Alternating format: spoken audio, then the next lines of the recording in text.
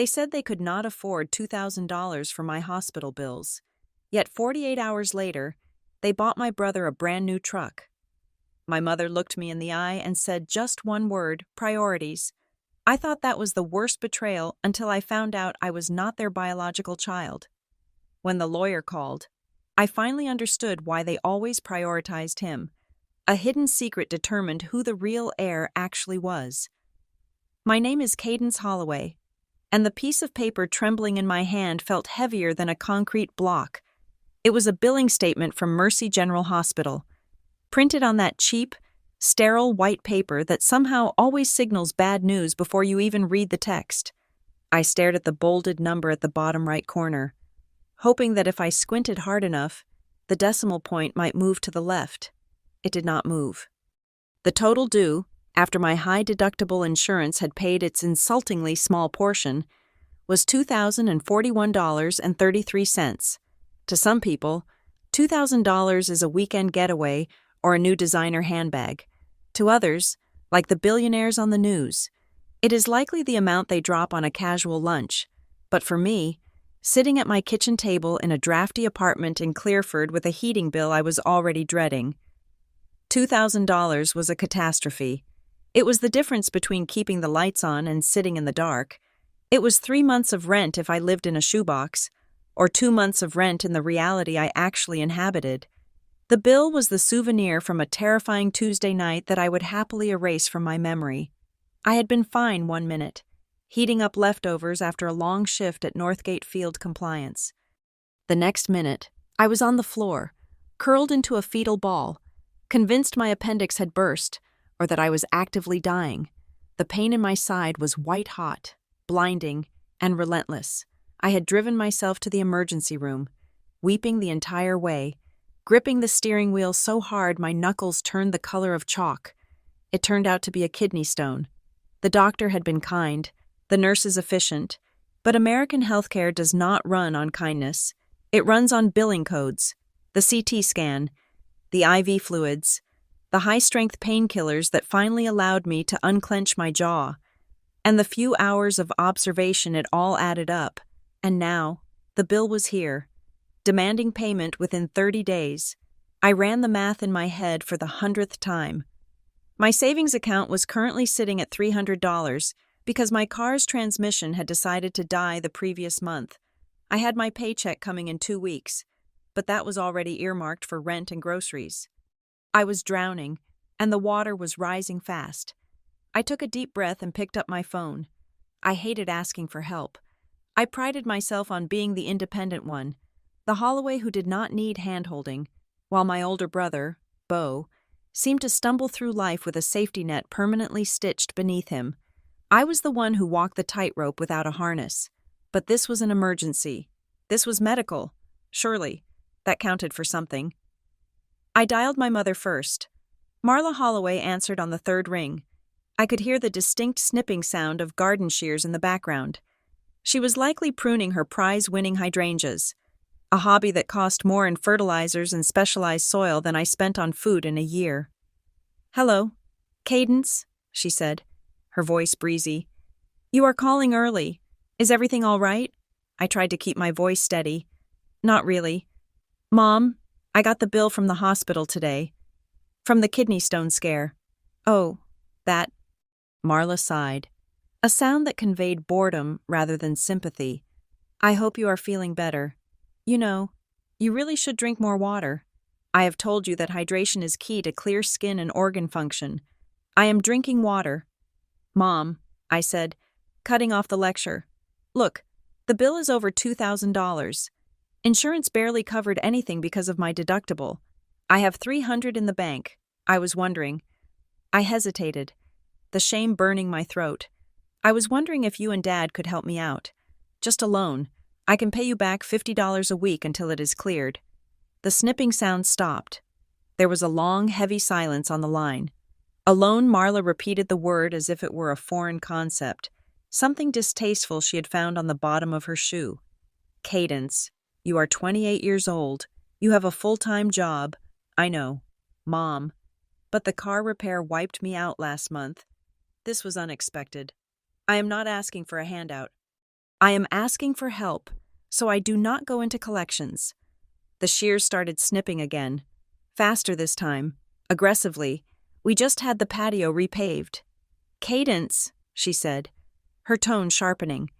And your father has been eyeing those new golf clubs for the trip to Hilton Head next month. We do not have thousands of dollars just sitting around to bail you out of bad planning. Bad planning. I felt a spark of anger in my chest.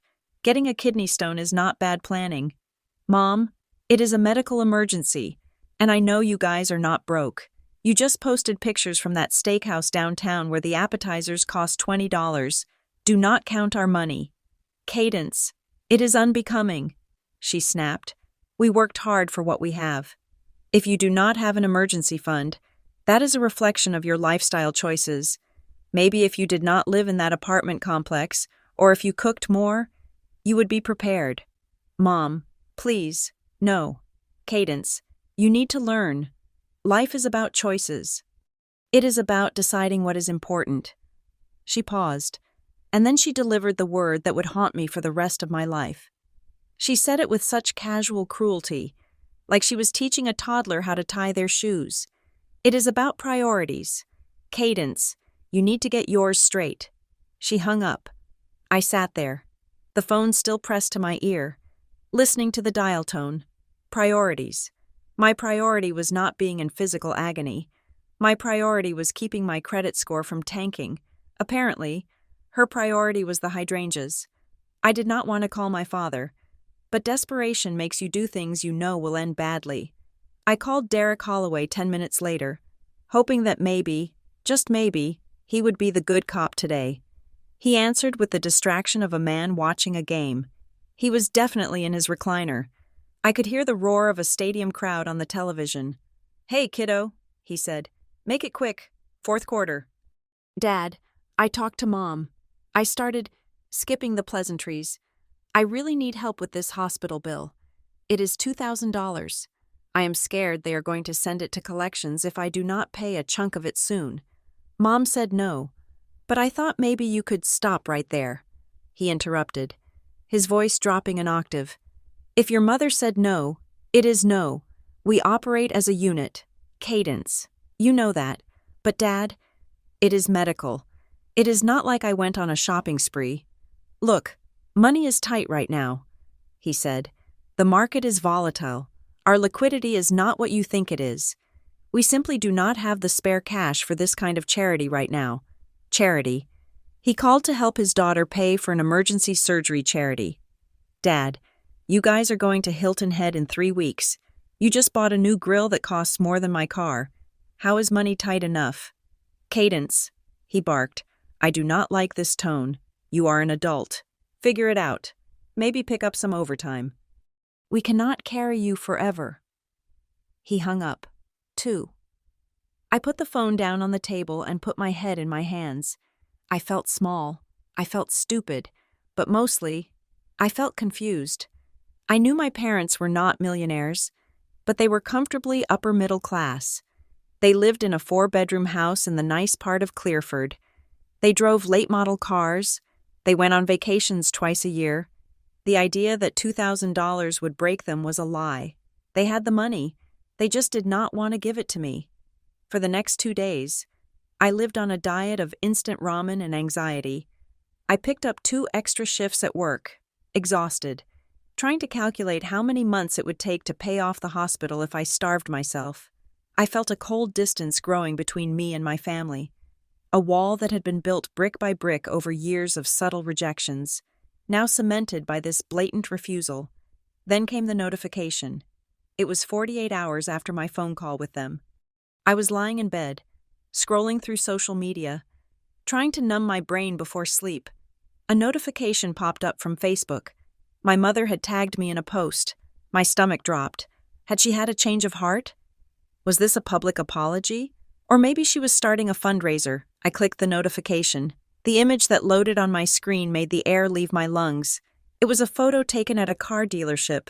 The sun was shining, reflecting off the polished hood of a massive, brand-new pickup truck. It was a dark blue Chevrolet Silverado, the kind with the extended cab and the off-road package. It was a beast of a machine, leaning against the hood, holding a set of keys and grinning like he had just won the lottery, was my brother, Bo, who had quit his last 3 jobs because he did not like the managers. Bo, who still brought his laundry to Mom's house on weekends. Bo, the golden boy. Standing next to him were my parents. My father had his arm around Bo's shoulder, beaming with pride. My mother was holding a bouquet of balloons. The caption read, "So proud of our son Bo for his new journey. We know this truck will help you build your business. Family supports family. Blessed new truck priorities." I stared at the hashtag, priorities. She had used the word.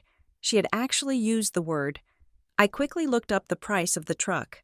The base model started at $45,000, with the trim package Bo had. It was easily $55,000. 48 hours ago, they did not have $2,000 to keep me out of debt for a medical emergency. Today, they had presumably put down at least $5,000 or $10,000 for a down payment, or perhaps more for a truck Bo did not need, and probably could not afford to put gas in. The betrayal was physical. It felt worse than the kidney stone. It felt like a knife twisting in my gut. It was not just that they said no to me. It was that they lied. They had the money. They had plenty of money. They just chose to spend it on a toy for Bo while I drowned. My hands were shaking so hard I could barely type. I took a screenshot of the post. Then I opened my text messages and found the thread with my mother. I attached the photo. And I typed, "I thought you said money was tight. I thought you said you did not have $2,000 for my hospital bill.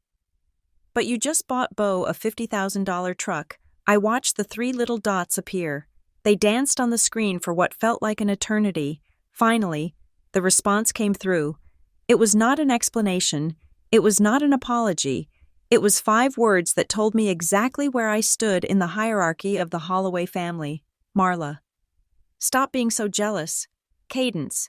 Do not be selfish. Bo needs this for his future. I threw the phone across the room. It hit the couch cushions with a dull thud. Selfish. I was selfish for wanting to pay a doctor. Bo was deserving of a luxury vehicle.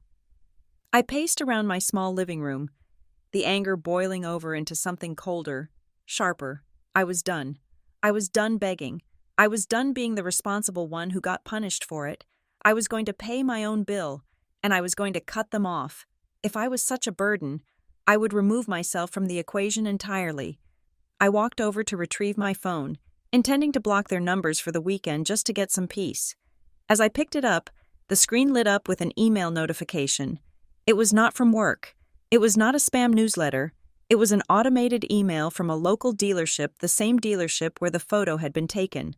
The subject line read, "Important documents regarding your financing agreement. Action required." I frowned. I had not bought a car.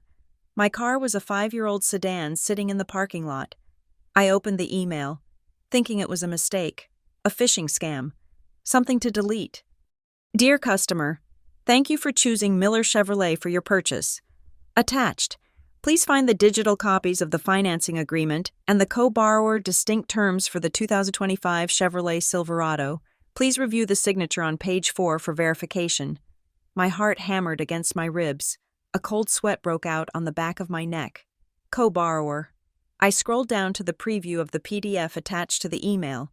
I zoomed in on the top of the document. Primary borrower, Bo Holloway. Co-borrower, Cadence Holloway. I stared at my name typed neatly in the box. I stared at the Social Security number next to it, my Social Security number. I had not been to the dealership. I had not signed anything. I had not agreed to buy a truck. Yet there it was. My parents had refused to give me $2,000. Instead, they had taken something far more valuable. They had taken my credit, my name, and my financial future, and they had handed it to Bo along with the keys. The word priorities echoed in my head, but now it sounded less like a lecture and more like a warning shot. I was not just the unloved daughter anymore. I was the victim of a crime. And looking at that digital document, I realized the family I thought I knew did not exist. The email on my screen remained open, a digital ghost haunting my living room, but my mind was no longer in the present. It was drifting back. pulled by a gravitational force I could not resist, all the way back to Clearford, Pennsylvania, to understand why my name was on a loan for a truck I had never seen. You have to understand Clearford. It was one of those towns that looked perfect on a postcard, but felt suffocating if you stayed too long. It was a place of manicured lawns, high school football rivalries, and a silent, unspoken competition to see whose family was the happiest. In the Holloway house, we played that game better than anyone. From the outside, we were the model American family. Derek Holloway was the hard-working father who barbecued on Sundays. Marla Holloway was the mother who volunteered at the library and kept a spotless kitchen. And then there were the children. There was Bo, and there was me. Growing up, I learned very quickly that in the ecosystem of our family, resources were finite, and the distribution was rigged. It was not always malicious, or at least, I tried to convince myself it was not malicious. It was just the way gravity worked in our house. Everything fell toward Bo. I remember being 12 years old. It was late autumn, the kind where the Pennsylvania air turns crisp and smells of wood smoke. I had been selected for the Regional Science Olympiad. It was a big deal for me. I was a quiet kid, the kind who disappeared into books because the real world was too loud and too disappointing. Science made sense to me. It had rules. It had cause and effect. If you mixed two chemicals, the reaction was predictable. Unlike my parents, science did not change the rules halfway through the game. I needed $40 for the registration fee and the team t-shirt. I had rehearsed how to ask for 3 days. I waited until after dinner, when my father was in a good mood, watching the news. "Dad," I said, holding the permission slip like a shield. "I got into the Science Olympiad. I need $40 to sign up." He did not even look away from the television. $40. That is a bit steep for a club, is it not? Cadence.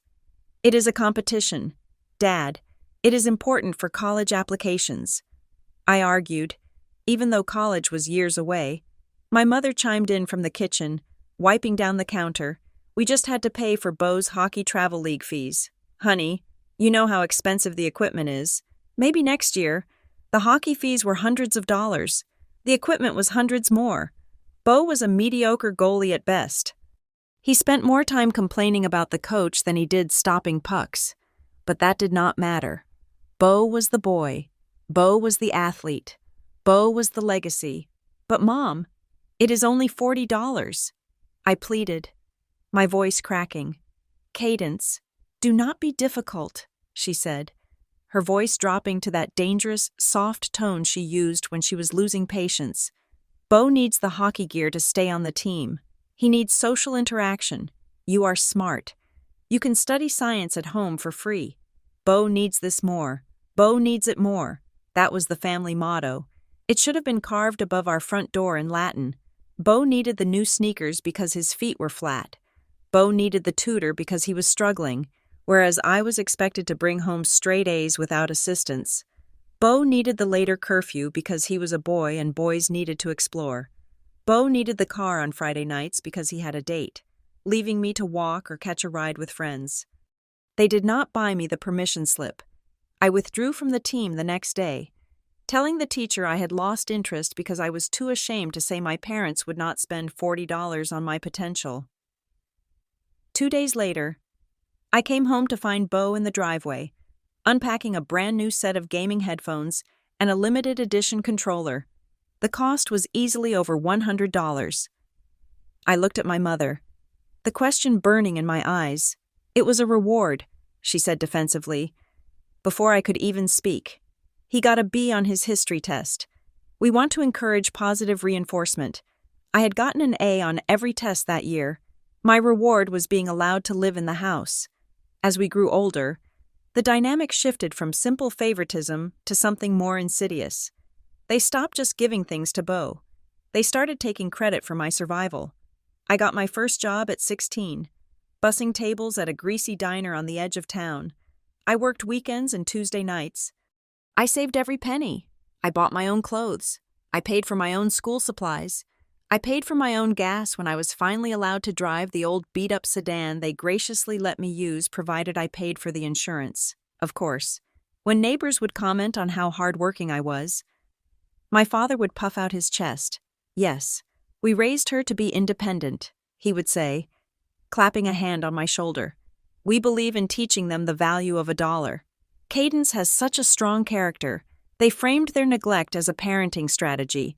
They convinced themselves, and everyone else, that by refusing to help me, they were building me up. Meanwhile, they were crippling Beau with kindness. They paid for his college tuition while I took out student loans. When he dropped out after 3 semesters because the professors were too mean, they welcomed him home with open arms and a renovated basement. When I graduated with honors, they sent a card with a $50 gift check inside. I never fought it.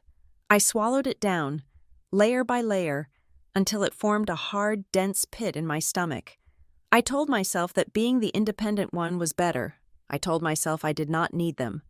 I moved out the day after I secured my first full-time job. That job was at Northgate Field Compliance. It was not glamorous.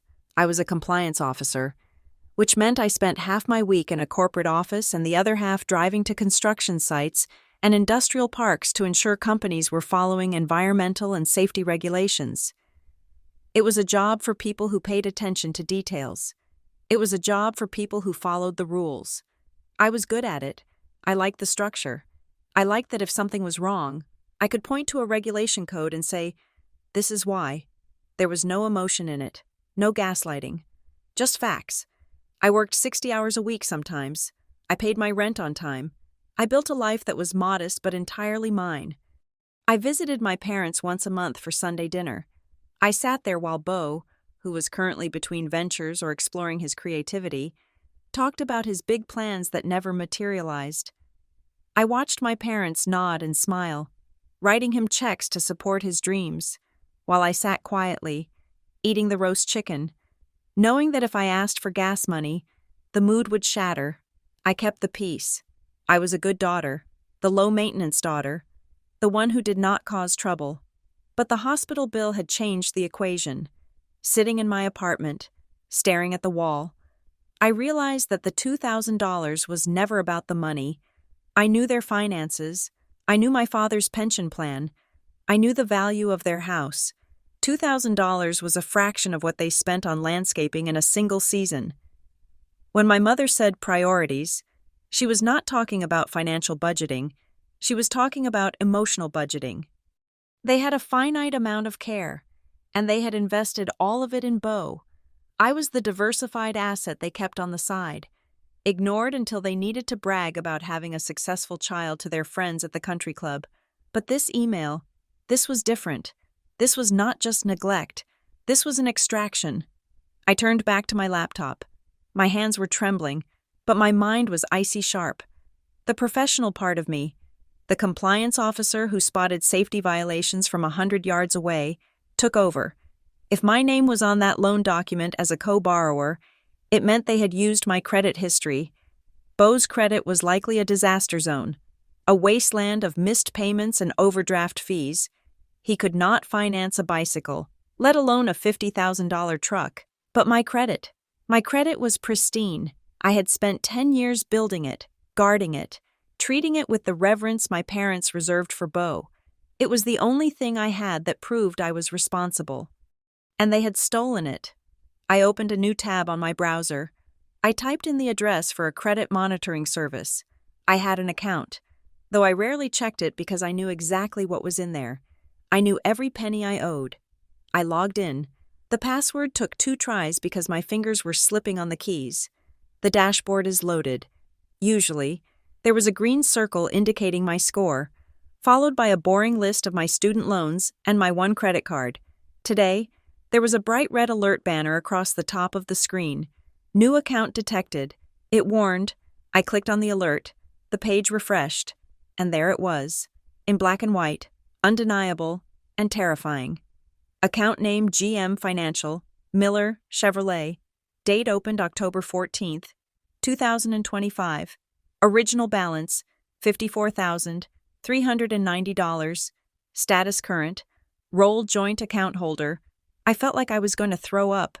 $54,000. They had not just bought the truck. They had financed almost the entire thing, and they had anchored that massive, crushing debt to my name. If Beau missed a payment, and he would miss a payment, it was as inevitable as the sun rising. My credit score would be destroyed. My ability to rent an apartment, buy a house, or even get certain jobs would be incinerated. I scrolled down further. There was a section for hard inquiries. This showed who had looked at my credit file recently. There were 3 inquiries from the day before the truck was purchased, all from auto lenders. They had planned this, while I was lying in a hospital bed, writhing in pain from a kidney stone, worrying about how I would pay a $2,000 bill. My parents and my brother were likely sitting in an office at the dealership, writing down my social security number, forging my signature, and smiling for photos. They had looked at me, begging for help, and said no. And then they had turned around and used me to give Beau exactly what he wanted. I was not a daughter to them. I was a resource. I was a cosigner with a pulse. I took a screenshot of the credit report. I saved it to 3 different folders on my hard drive and emailed a copy to my work address. Then, I closed the laptop. The silence in the apartment was heavy, but it was no longer the silence of sadness. It was the silence of a fuse burning down.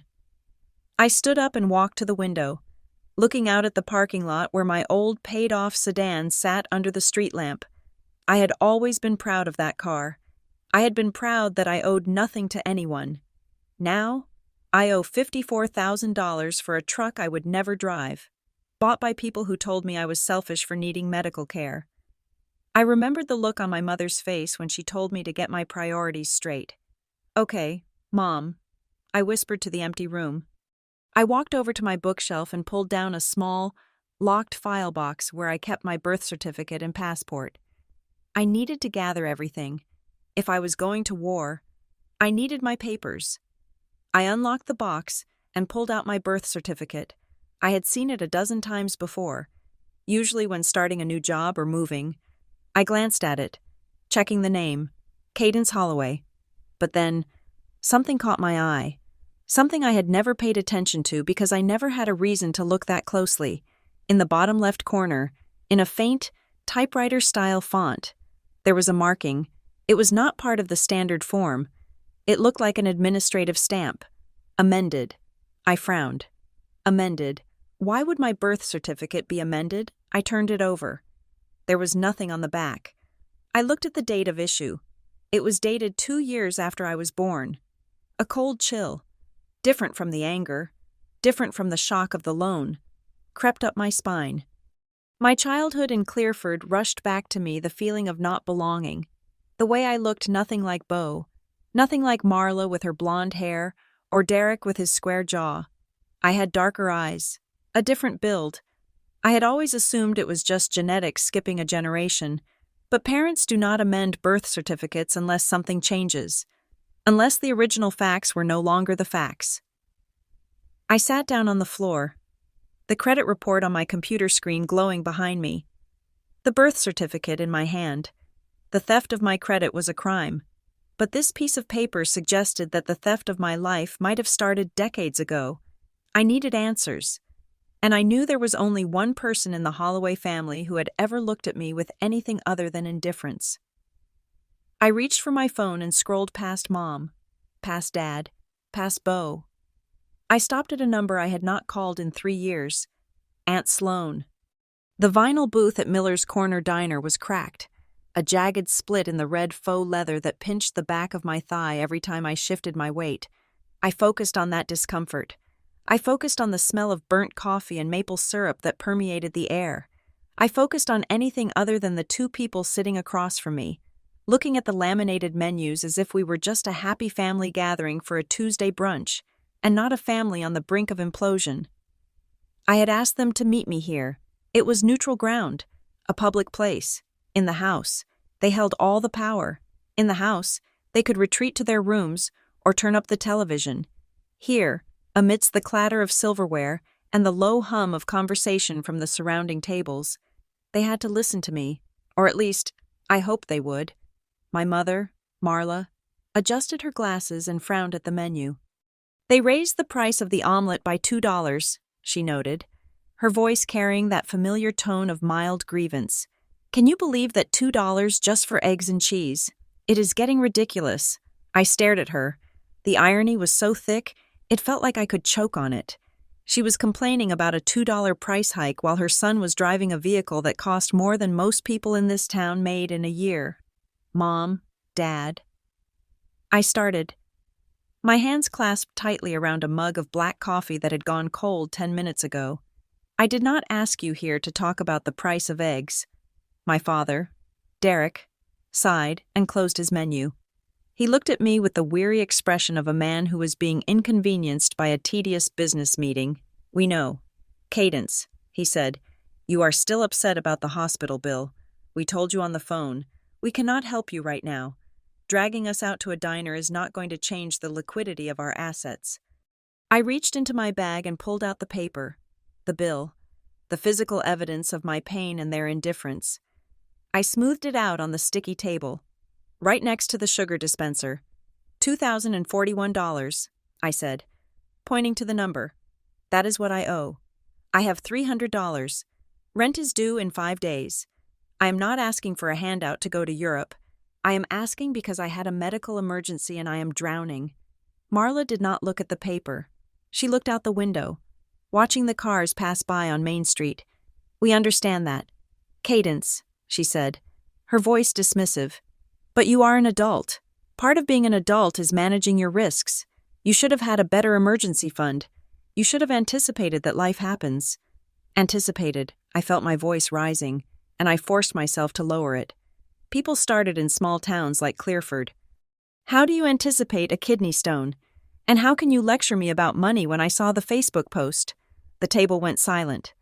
The waitress arrived to take our order, her notepad poised, but my father waved her away without looking up.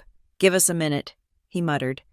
When the waitress retreated, my father leaned in, his face hardening. "That is what this is about. Isn't it jealousy? Pure and simple." "It is not jealousy, Dad," I hissed. "It is math. You told me 48 hours ago that you were broke. You said you had no money, and then you bought Bo a truck that costs $50,000. How does that math work? How do you have $50,000 for a truck but zero for your daughter's health?" Marla turned from the window. Her eyes were cold, devoid of the maternal warmth that I saw other mothers give their children. "Bo needed that truck," she said firmly.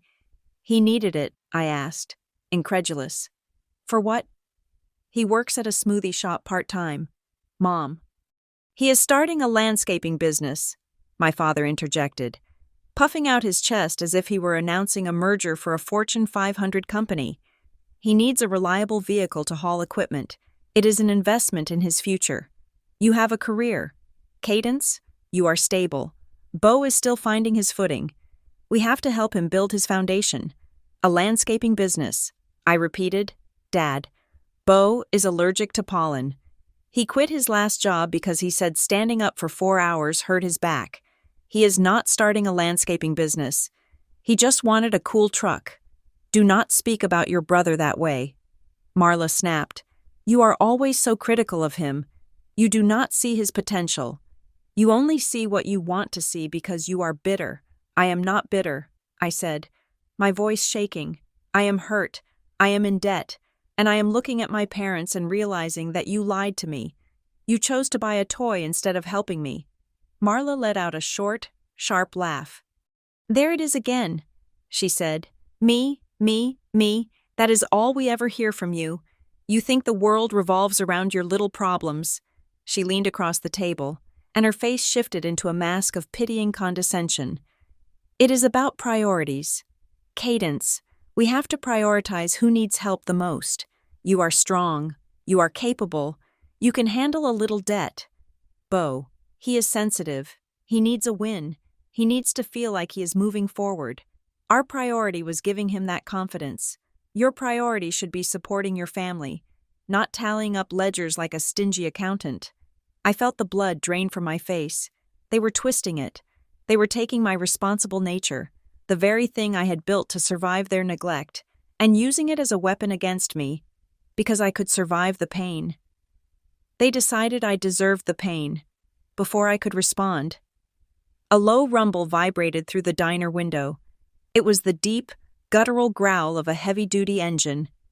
We all looked out the window, pulling into the parking lot, taking up 2 spaces because the driver clearly did not care about the lines, was the truck, the Chevrolet Silverado. It was massive. It gleamed in the sunlight, a towering monument to excess.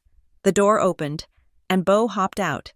He was wearing sunglasses and a brand-new leather jacket that still had the creases from the store.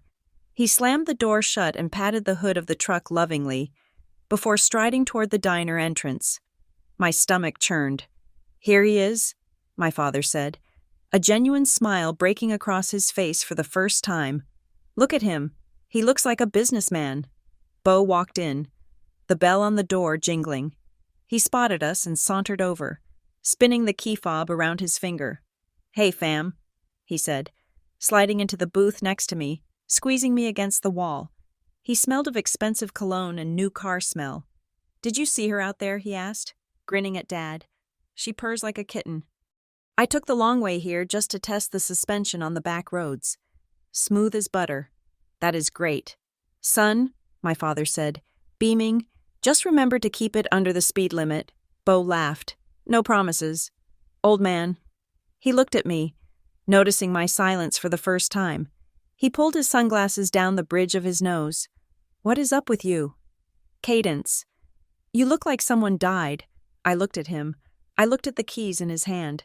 I looked at the smug satisfaction radiating off him. "I am just talking to Mom and Dad about my hospital bill," I said quietly. "The one they could not pay." Bo rolled his eyes and groaned. "Oh my God. Are we still on this?" he asked, looking at Mom. "She texted me about this yesterday." "Cadence? Seriously? You are making a federal case out of a kidney stone. It cost $2,000. "Bo," I said, "so put it on a credit card. That is what normal people do," he said, grabbing a piece of toast from my father's plate without asking.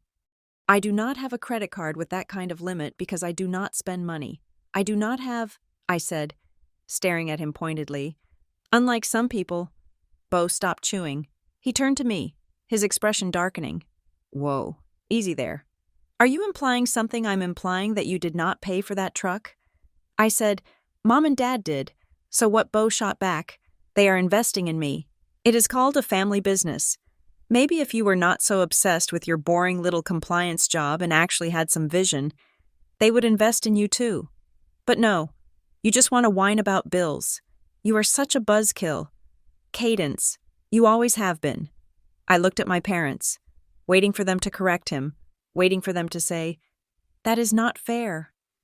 "Bo, she is struggling." Instead, my mother sipped her water and said, "Bo is right. Cadence, you are being very dramatic. You are ruining a nice family lunch." I felt something snap inside my chest. It was not a loud crack. It was a quiet, final serving, the tether that had held me to them. The desperate hope that if I just worked hard enough or explained clearly enough, they would love me properly. It was gone. I picked up the bill from the table. I folded it neatly. Once, twice, until it was a small square. I stood up. I had to slide past Bo to get out of the booth. He made a show of groaning and shifting his legs, acting as if my movement was a huge physical imposition on him. "Where are you going?" my father asked, his voice sharp. "We have not ordered yet. I am going to work." I said, "I have to pick up overtime shifts, since I have to pay this bill myself." My father slammed his hand down on the table. The cutlery rattled. "Sit down, Cadence," he ordered. "You do not walk away from this table until I dismiss you. You are acting like a petulant child. You need to learn how to sacrifice for the family. We are a unit. When one of us succeeds, we all succeed. Bo's success with this truck is your success too. My success." I looked at the truck outside, the truck that was legally anchored to my credit score, the truck that, according to the report I had seen, was practically half mine on paper. Yet I was not allowed to touch it. I looked at my father. "That is not success." "Dad," I said, "that is a robbery." I did not wait for his reaction. I turned and walked toward the door. Behind me, I heard my mother's voice. loud enough for half the diner to hear. Let her go. Derek, she just wants attention. She will come back when she needs something. I pushed through the glass doors and stepped out into the parking lot. The air was cold, biting at my cheeks. I walked past the shining blue Silverado. I saw my reflection in the polished chrome of the bumper distorted, stretched, looking small and insignificant against the massive machine. I got into my 5-year-old sedan. The engine sputtered when I turned the key, a reminder that it needed an oil change I could not afford. But it started. I drove away from Miller's Corner Diner. I did not cry. I was past crying. I felt a strange, hollow clarity. I was alone. I had always been alone. But now the illusion of a safety net was gone. I drove to a park near my apartment and sat in the car, staring at the steering wheel. I needed to figure out a payment plan with the hospital. I needed to call the utility company and ask for an extension. My phone buzzed in the cup holder. I picked it up, expecting a text from my mother telling me how ungrateful I was, or maybe a text from Beau mocking me again. It was not a number saved in my contacts. It was a short code, the kind used by businesses for automated alerts. I opened the message. Miller Chevrolet. Hello, Cadence. This is an automated verification for your recent purchase of the 2025 Chevrolet Silverado. Please reply yes to confirm you are the co-borrower on this loan agreement and to verify your contact details for billing statements. If this is an error, please contact our finance department immediately. I stared at the screen. The world outside my car window seemed to freeze. The meeting at the diner had been about moral betrayal. They had looked me in the eye and justified buying the truck while I suffered. But this text message, this was the smoking gun. They had sat there, eating toast and drinking coffee, calling me selfish, lecturing me about priorities, all while knowing for a fact that they had forged my signature. They had called me a buzzkill for worrying about $2,000, while they had secretly shackled me to a $54,000 debt. My thumb hovered over the screen. I did not reply yes. I did not reply no. I took a screenshot. Then I put the car in gear. I was not going to work. I was going to the police station. My hands were shaking so violently that I dropped my phone into the passenger seat twice before I could successfully dial the number for Miller Chevrolet. I sat in my car, parked in a random spot near the diner, the engine idling, the heat blasting against my frozen fingers.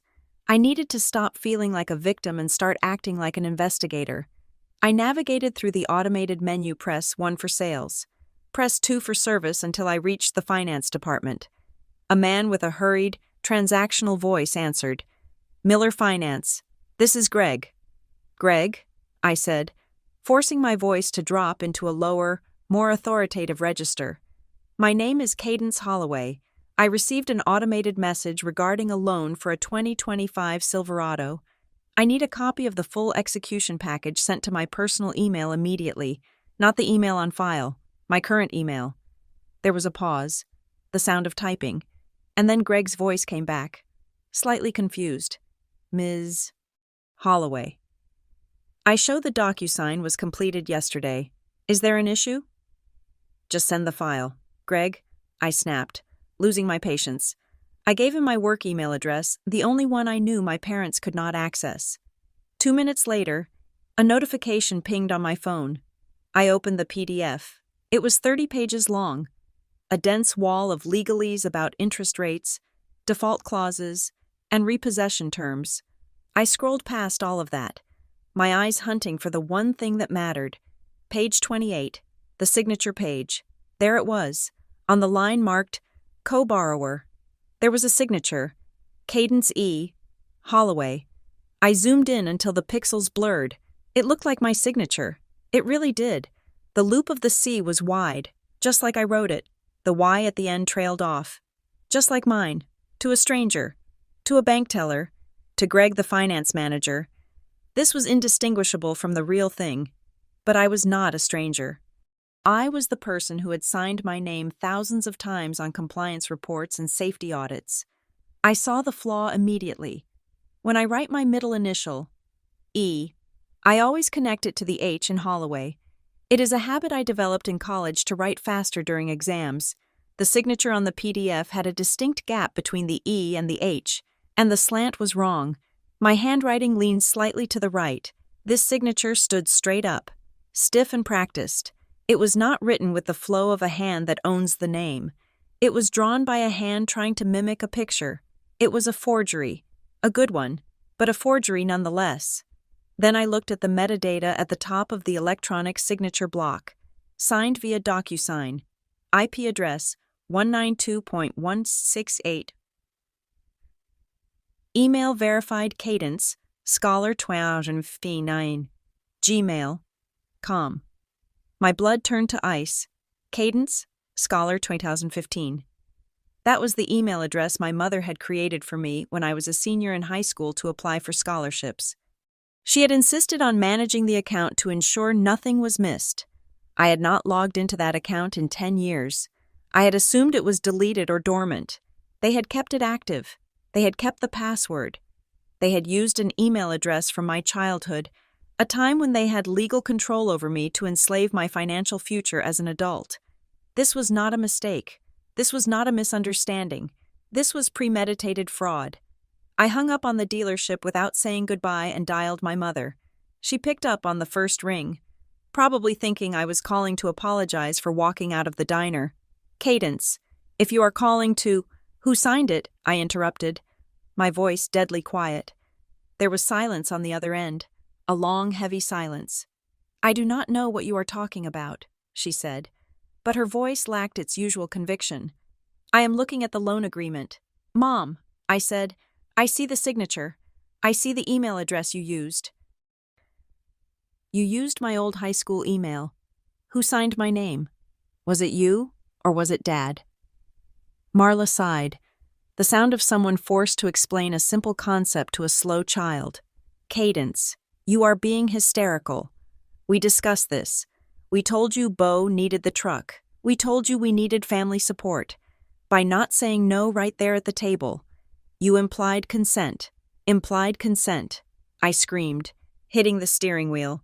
Mom, this is a $54,000 loan. You cannot imply consent on a federal lending document. You forged my signature. That is a felony. Oh, stop using legal words you do not understand, she snapped. It is not a forgery. It is a proxy.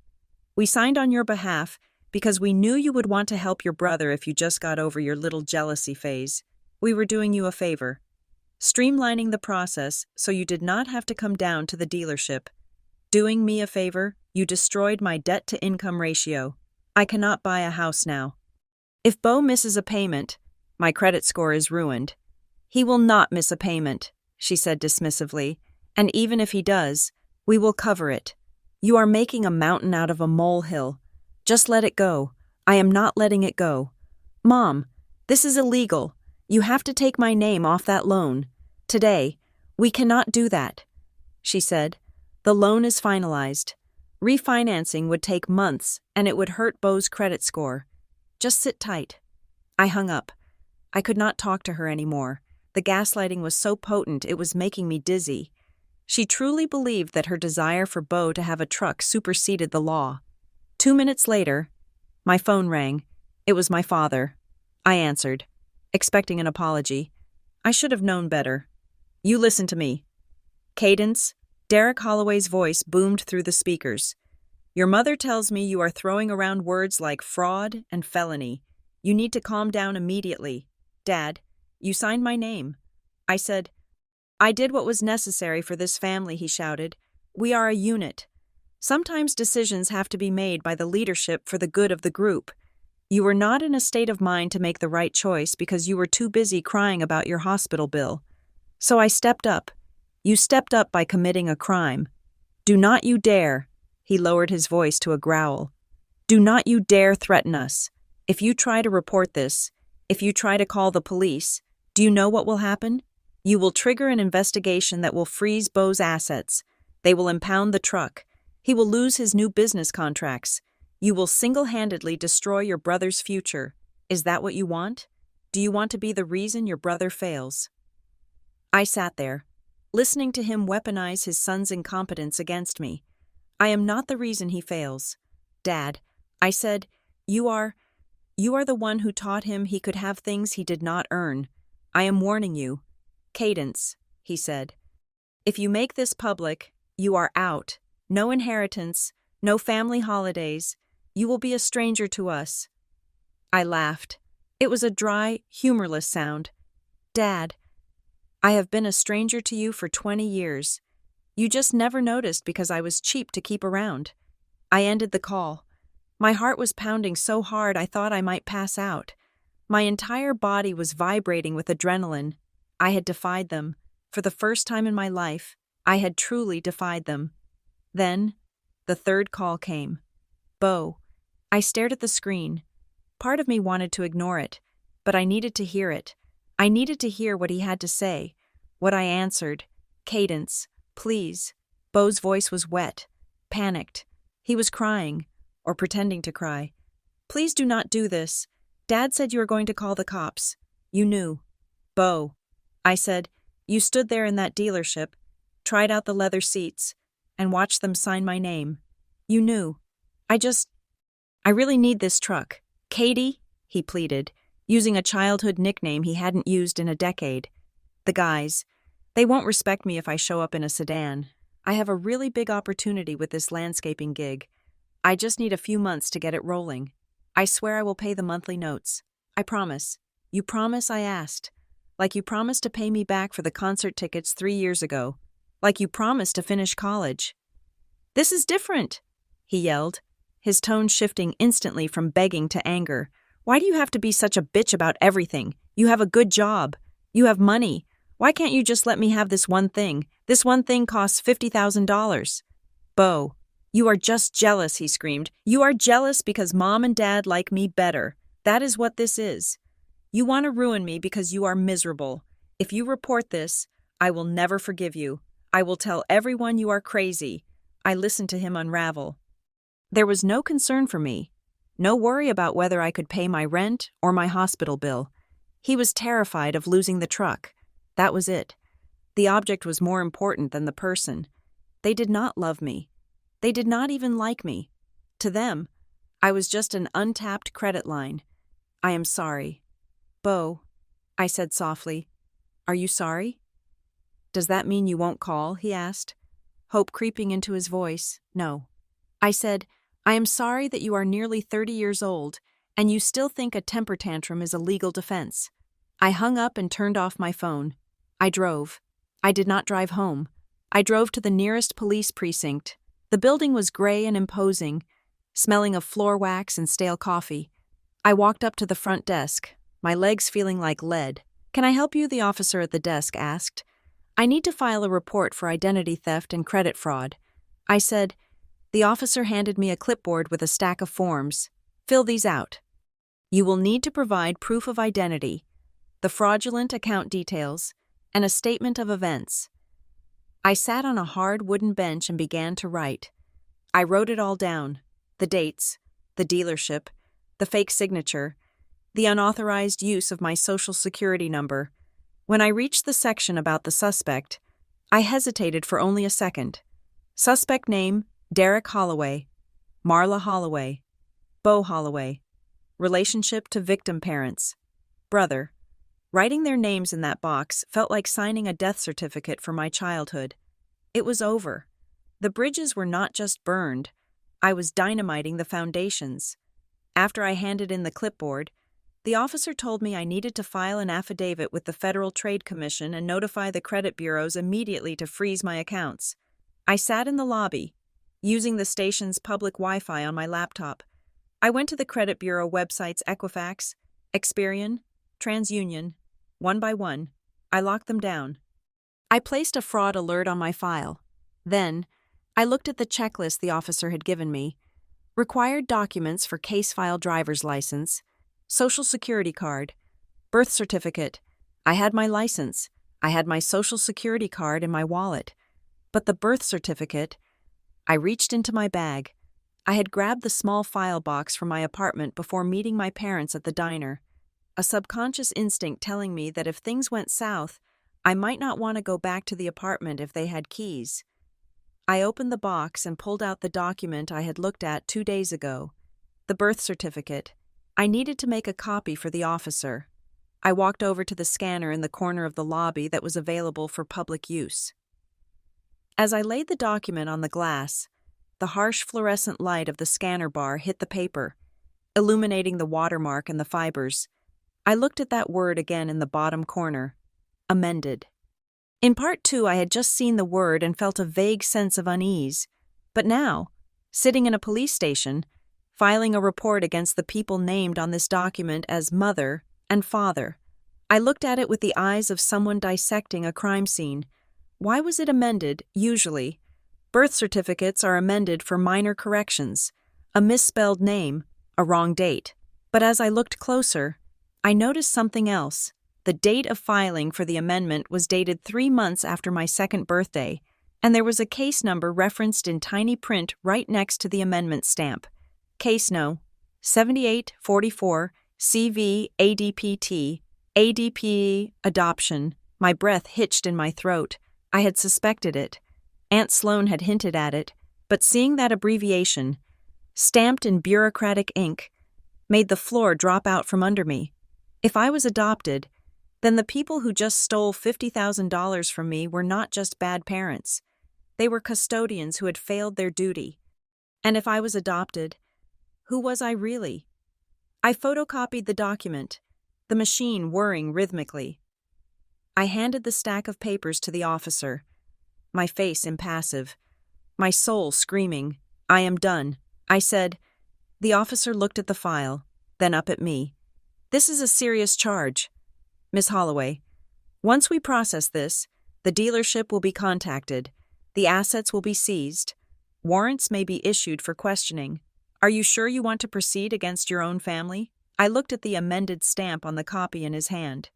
"They are not my family," I said, my voice steady. "They are just the people who stole my life. Proceed." I did not go back to my apartment after leaving the police station. The adrenaline that had fueled me through the filing of the fraud report was beginning to curdle into a cold, hard determination. I needed to look them in the eye one more time. I needed to see their faces when I asked the question that had been burning a hole in my mind since I saw that stamp on the document. I drove to the house in Clearford. My parents' car was in the driveway, parked next to the monstrosity of a truck that Beau had claimed as his birthright. I let myself in through the front door. I still had a key, a relic from a time when I thought I was part of this family. They were in the kitchen. Marla was arranging flowers in a crystal vase, and Derek was reading a tablet at the island. They looked up when I entered, their expressions shifting from surprise to defensiveness. "I thought we were done talking," my father said, not bothering to look up from his screen. "Unless you are here to apologize for that scene at the diner." I walked up to the counter and placed the photocopy of the birth certificate down. I did not slam it.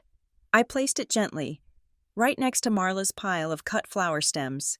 "I went to the police," I said. "I filed the report." Marla dropped the shears. They clattered loudly against the granite counter. You did what she whispered, but I did not let her spiral into the victim act. I pointed to the bottom corner of the paper. "But before the detectives start calling you, I have one question. Why is my birth certificate amended?" Marla looked down at the paper. For a split second, the color drained from her face so completely that she looked like a wax figure. Her mouth opened, then closed. Her eyes darted to Derek. It was a look of pure, unadulterated panic. Then, just as quickly, the mask slid back into place. She forced a laugh, a high-pitched, brittle sound that made my skin crawl. "Oh, Cadence. Really? You are digging up clerical errors now. That is from when they misspelled your middle name at the hospital. They put an A instead of an E. We had to get it fixed. You are being paranoid. It was a lie. I could feel it radiating off her." I looked at the date stamp next to the amendment. It was filed 2 years after I was born. "Mom," I said, "you waited 2 years to fix a spelling error. And why is there a case number for an adoption proceeding referenced right next to it?" The air in the kitchen vanished. My father stood up abruptly. The stool screeched against the floor. "That is enough," he barked. He walked over and snatched the paper from the counter, crumpling it in his fist. "Stop digging into the past. Cadence," he warned, his voice low and dangerous. "It does not concern you. We raised you. We fed you. We clothed you. That is all you need to know. Now get out of my house before I call the police myself for trespassing." I looked at them. I looked at the fear behind my father's anger and the terror in my mother's eyes. "I am not trespassing," I said calmly. "I am just leaving." I turned and walked out. I did not look back. But as I sat in my car, driving away from the house that had never really been a home, the floodgates of my memory opened. I started to see the past not as a childhood, but as a collection of evidence. I thought about the family photo albums. There were dozens of them. Albums dedicated to Beau's first steps, Beau's first tooth, Beau's first day of school. There were photos of Marla pregnant with Beau, her hands resting lovingly on her stomach. But for me, there were no pregnancy photos. None. The pictures of me started abruptly. One day I was not there, and the next page, I was a toddler sitting on a rug. I remembered asking about my birth once when I was 7. I asked Marla if it hurt. She looked uncomfortable and said, "It was a very long day. Let us not talk about gross medical things." She never told me the time of day I was born. She never told me how much I weighed. I looked nothing like them. Beau had Derek's square jaw and Marla's thin nose. I had olive skin and dark, wavy hair that Marla always tried to straighten.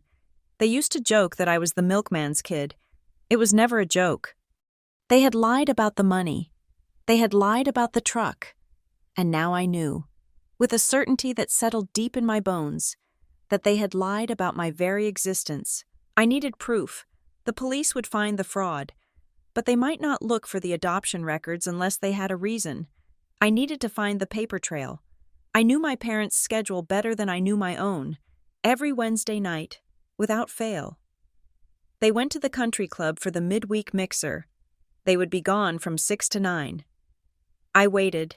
2 days later, on Wednesday evening, I parked my car 3 blocks away and watched from the corner. At 6:15, the garage door opened. The new truck backed out, with my father driving and my mother in the passenger seat. They were showing off the new wheels to their friends. As soon as they turned the corner, I moved. I walked to the house, keeping my head down.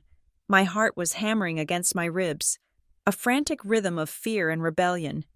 I unlocked the front door and disarmed the security alarm. I knew the code. It was Beau's birthday. It had always been Beau's birthday. The house was silent. It felt hostile, like the walls were watching me. I went straight to my father's home office. It was a room I was rarely allowed in growing up. It smelled of leather and stale cigar smoke. I went to the large oak filing cabinet in the corner. My father was meticulous about paperwork. He kept everything: tax returns from 1998, warranties for toasters that broke a decade ago. I pulled open the top drawer, household expenses. I pulled open the second drawer, Beau's school records and medical files. I pulled on the third drawer. It did not move. I tugged harder. Locked. I frowned. My father never locked the filing cabinet. He was too arrogant to think anyone would dare snoop. Why was this one drawer secured? I knelt down and examined the lock. It was a simple wafer tumbler lock, not a heavy-duty safe mechanism, but without a key or a pick. I could not open it without breaking the wood. If I broke it, they would know I had been there. I needed to be a ghost. I pressed my face against the gap between the drawers, trying to see inside. I could see the tops of the manila folders. They were color-coded, red tabs. I took out my phone and snapped a photo of the lock and the brand of the cabinet. Then I took a picture of the gap, hoping I could zoom in later and read a label. I stood up, frustrated. The truth was inches away, separated by a thin piece of metal. I needed help. I needed someone who knew where the bodies were buried in the Holloway family. There was only one person, Aunt Sloan, Derek's younger sister. I had not seen her in 5 years. She had been banned from family gatherings after a massive argument with my father at a Thanksgiving dinner. I never knew what the fight was about, only that it ended with Sloan throwing a wine glass at the fireplace and calling my father a thief. I went out to my car and scrolled through my contacts until I found her number. I prayed she had not changed it. It rang 4 times. "Hello?" Her voice was raspy, suspicious. Aunt Sloane. It is Cadence. There was a long pause on the other end. Cadence. Well, I will be damned. I heard through the grapevine that you finally grew a spine and called the cops on your old man. News traveled fast in small towns. I did. I said, but that is not why I'm calling. Sloane, I am at the house. I found a locked drawer in Dad's office, and I found an amendment on my birth certificate. The line went dead silent. I could hear her breathing. A ragged sound. Sloane. Do not talk about this over the phone, she hissed. Get out of that house. Right now. If Derek finds you there, he will lose his mind. I need to know. Sloane. Was I adopted? I said get out. She snapped.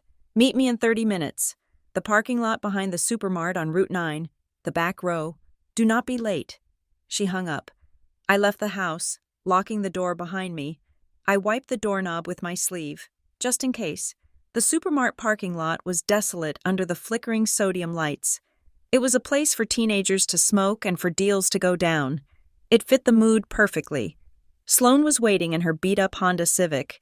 She was smoking a cigarette, the cherry glowing bright red in the darkness. She looked older than I remembered. Her face was lined with hard living, and her hair was dyed a harsh, unnatural shade of black. I parked next to her and got into her passenger seat. The car smelled of menthol and old fast food. Sloane did not look at me. She stared out the windshield at the blank brick wall of the supermarket. You should not have gone digging. Cadence, she said quietly. Ignorance was the only thing protecting you. Protecting me from what I asked. From knowing that my parents are frauds. They stole my identity. Sloane. They bought Beau a truck with my credit. Sloane let out a bitter laugh. Of course they did. Derek always did have a problem with other people's money. She turned to look at me. Her eyes were dark and sad. You want to know about the birth certificate?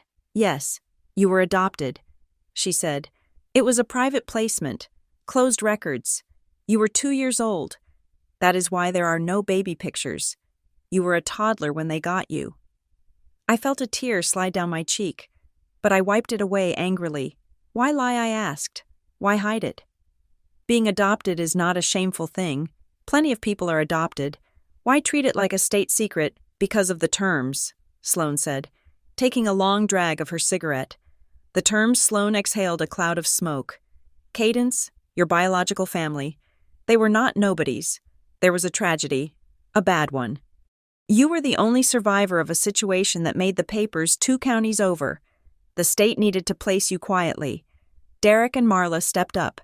She turned fully toward me, her expression intense. But they did not do it out of the goodness of their hearts. They did it because you came with strings attached. Golden strings. What do you mean? I asked, my stomach churning. I mean there is money. Cadence. Real money. Not the kind Derek pretends to have. I am talking about generational wealth. It was put into a trust. Derek and Marla were named the guardians of the trust until you reached a certain age or until certain conditions were met. She leaned in closer. That Thanksgiving fight. The reason I was banned, I found out Derek was dipping into the funds. He was using your trust fund to renovate the house, to pay for his bad investments, to spoil Beau. I told him to stop. He told me to go to hell. I sat there, stunned. The pieces were falling into place like a horrific puzzle.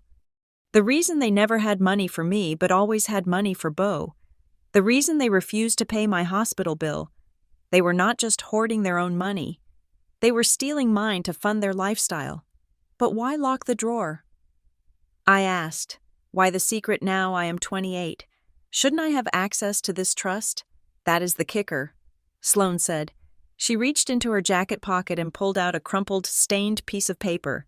It looked like a page torn from a notepad years ago. They signed a non-disclosure agreement with the executors of the estate. They were never supposed to tell you about your origins until you turned 30. If they told you, or if you found out, the control of the trust would shift immediately to a third-party audit. They are terrified. Cadence. They are terrified that if you find out who you are, the money spigot turns off. And worse, they will be liable for every cent they stole. She pressed the paper into my hand. I cannot help you fight them. I do not have the money or the lawyers. But I saved this. It is the name of the firm that handled the placement, the firm that manages the trust. I looked down at the paper. In Sloane's scratchy handwriting, 2 names were scrawled: Breyer and Latham Attorneys. Go find them. Sloane whispered, and when you do, ask them who the real heir is, because it sure as hell is not Beau. I looked up to thank her, but Sloane was already starting her car. Go, she said. And Cadence, watch your back. Derek is a coward, but a cornered coward is dangerous. I got out of her car and stood in the cold parking lot, clutching the piece of paper. I was not just a victim of credit fraud. I was a walking bank account that they had been draining for 26 years. The hospital bill, the truck, the lectures about priorities. It was all a distraction, a way to keep me feeling small and poor so I would never look up and see the mountain of gold they were standing on. I looked at the name on the paper again, Breyer and Latham. Tomorrow. I was not going to be Cadence Holloway, the struggling compliance officer. Tomorrow, I was going to find out who I really was, and then I was going to make them pay for every single dollar. I did not go home to sleep. Sleep was a luxury for people who knew who they were. As of an hour ago, I was a stranger to myself. Instead, I drove back to the house in Clearford. My hands were gripping the steering wheel so tightly that my fingers ached. But the physical pain was grounding. It was the only real thing I had left. The lights were still on in the living room. They were waiting for the fallout. They knew I had gone to the police, and they likely knew I had the scent of something bigger. I walked in without knocking. The front door was unlocked. A silent surrender. Marla was sitting on the beige sofa, clutching a tissue. Derek was pacing by the fireplace, a tumbler of scotch in his hand. Beau was sitting in the corner, scrolling on his phone, looking like a bored teenager waiting for detention to end. They looked up when I entered.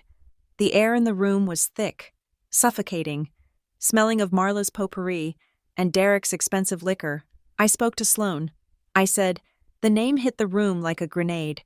Marla let out a sob, a sharp, ragged sound that seemed practiced. She covered her face with her hands, her shoulders shaking. Cadence, please, she wept. You do not understand. She is bitter.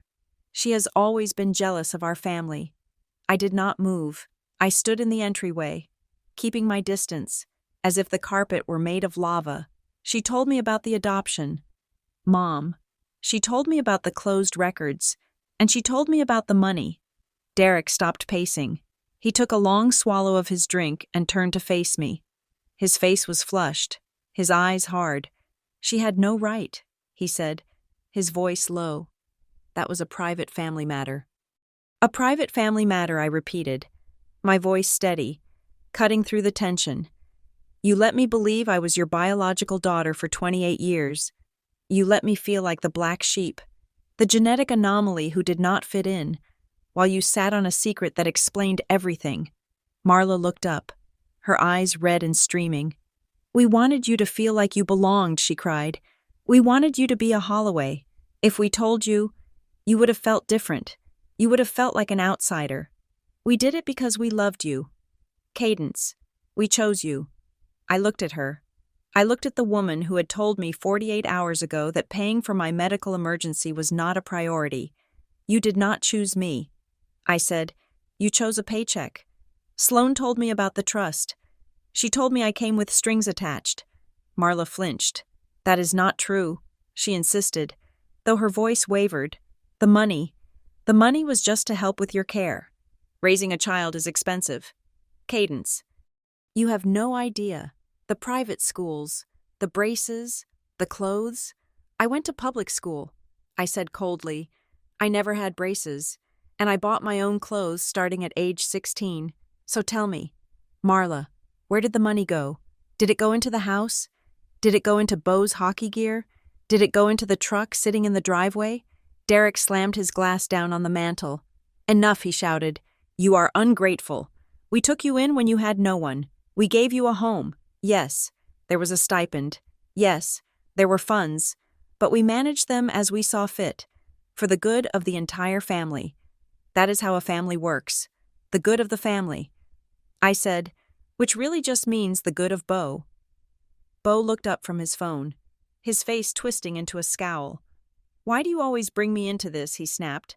"I am a victim here too. You know, I am finding out my sister is not my sister. That is traumatic. Cadence." I looked at him, and for the first time, I saw past his arrogance. I saw fear. Genuine, trembling fear. He was not upset about the DNA. He was upset because he knew, deep down, that the gravy train was fueled by coal that belonged to me. If I was not a Holloway, then the Holloway finances were built on a lie. And if the lie was exposed, his truck, his lifestyle, his safety net, it would all vanish. "You are not the victim." "Bo," I said, "you are the beneficiary." I turned back to my father. "Why hide it?" I asked. "Why lie on the birth certificate amendment? Why keep it a secret even after I became an adult?" Derek sighed, the fight draining out of him, replaced by a weary defensiveness. "We intended to tell you," he said. "We really did. But the timing was never right. When you turned 18, you were going off to college. We did not want to disrupt your studies. Then you started your career. We wanted you to be settled. We were waiting for the right moment." I laughed. It was a harsh, dry sound that hurt my throat. "The right moment," I said. Was it the right moment when I was 12 and needed $40 for the Science Olympiad? Was the right moment when I was in the ER screaming in pain? Was the right moment when I begged you for $2,000 and you told me I was selfish? I stepped closer to him. There was never going to be a right moment. "Dad, because as long as I did not know, you could keep spending the money." Marla stood up, wiping her eyes. "Cadence, please, we can work this out. We can sit down with the lawyers. We can make an arrangement. You are still our daughter." I looked at her. I saw the calculation in her eyes. She was already planning the next manipulation, the next guilt trip. "I am not your daughter," I said, "and I am definitely not your bank account anymore." I turned and walked out the door. I heard Marla calling my name, but I did not stop. I got into my car and drove away. I spent the night in my car, parked in the lot of a 24-hour grocery store. I did not want to go to my apartment. I felt like they might be there, waiting, or that the apartment itself paid for by my compliance job. The life I had built on a foundation of lies was no longer mine. The next morning, at exactly 9 o'clock, I called the number Sloan had given me, Breyer and Latham Attorneys. A receptionist with a voice like polished glass answered, "Breyer and Latham, how may I direct your call?" "My name is Cadence Holloway," I said, my voice shaking slightly. "I believe your firm manages a trust that involves me.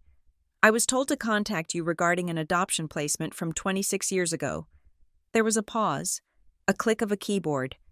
Then, the tone of the receptionist changed. It went from polite to immediately alert. "Please hold. Ms. Holloway, I am connecting you to Mr.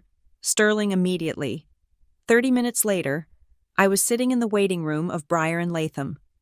The office was in the financial district of the nearest city, a 40-minute drive from Clearford.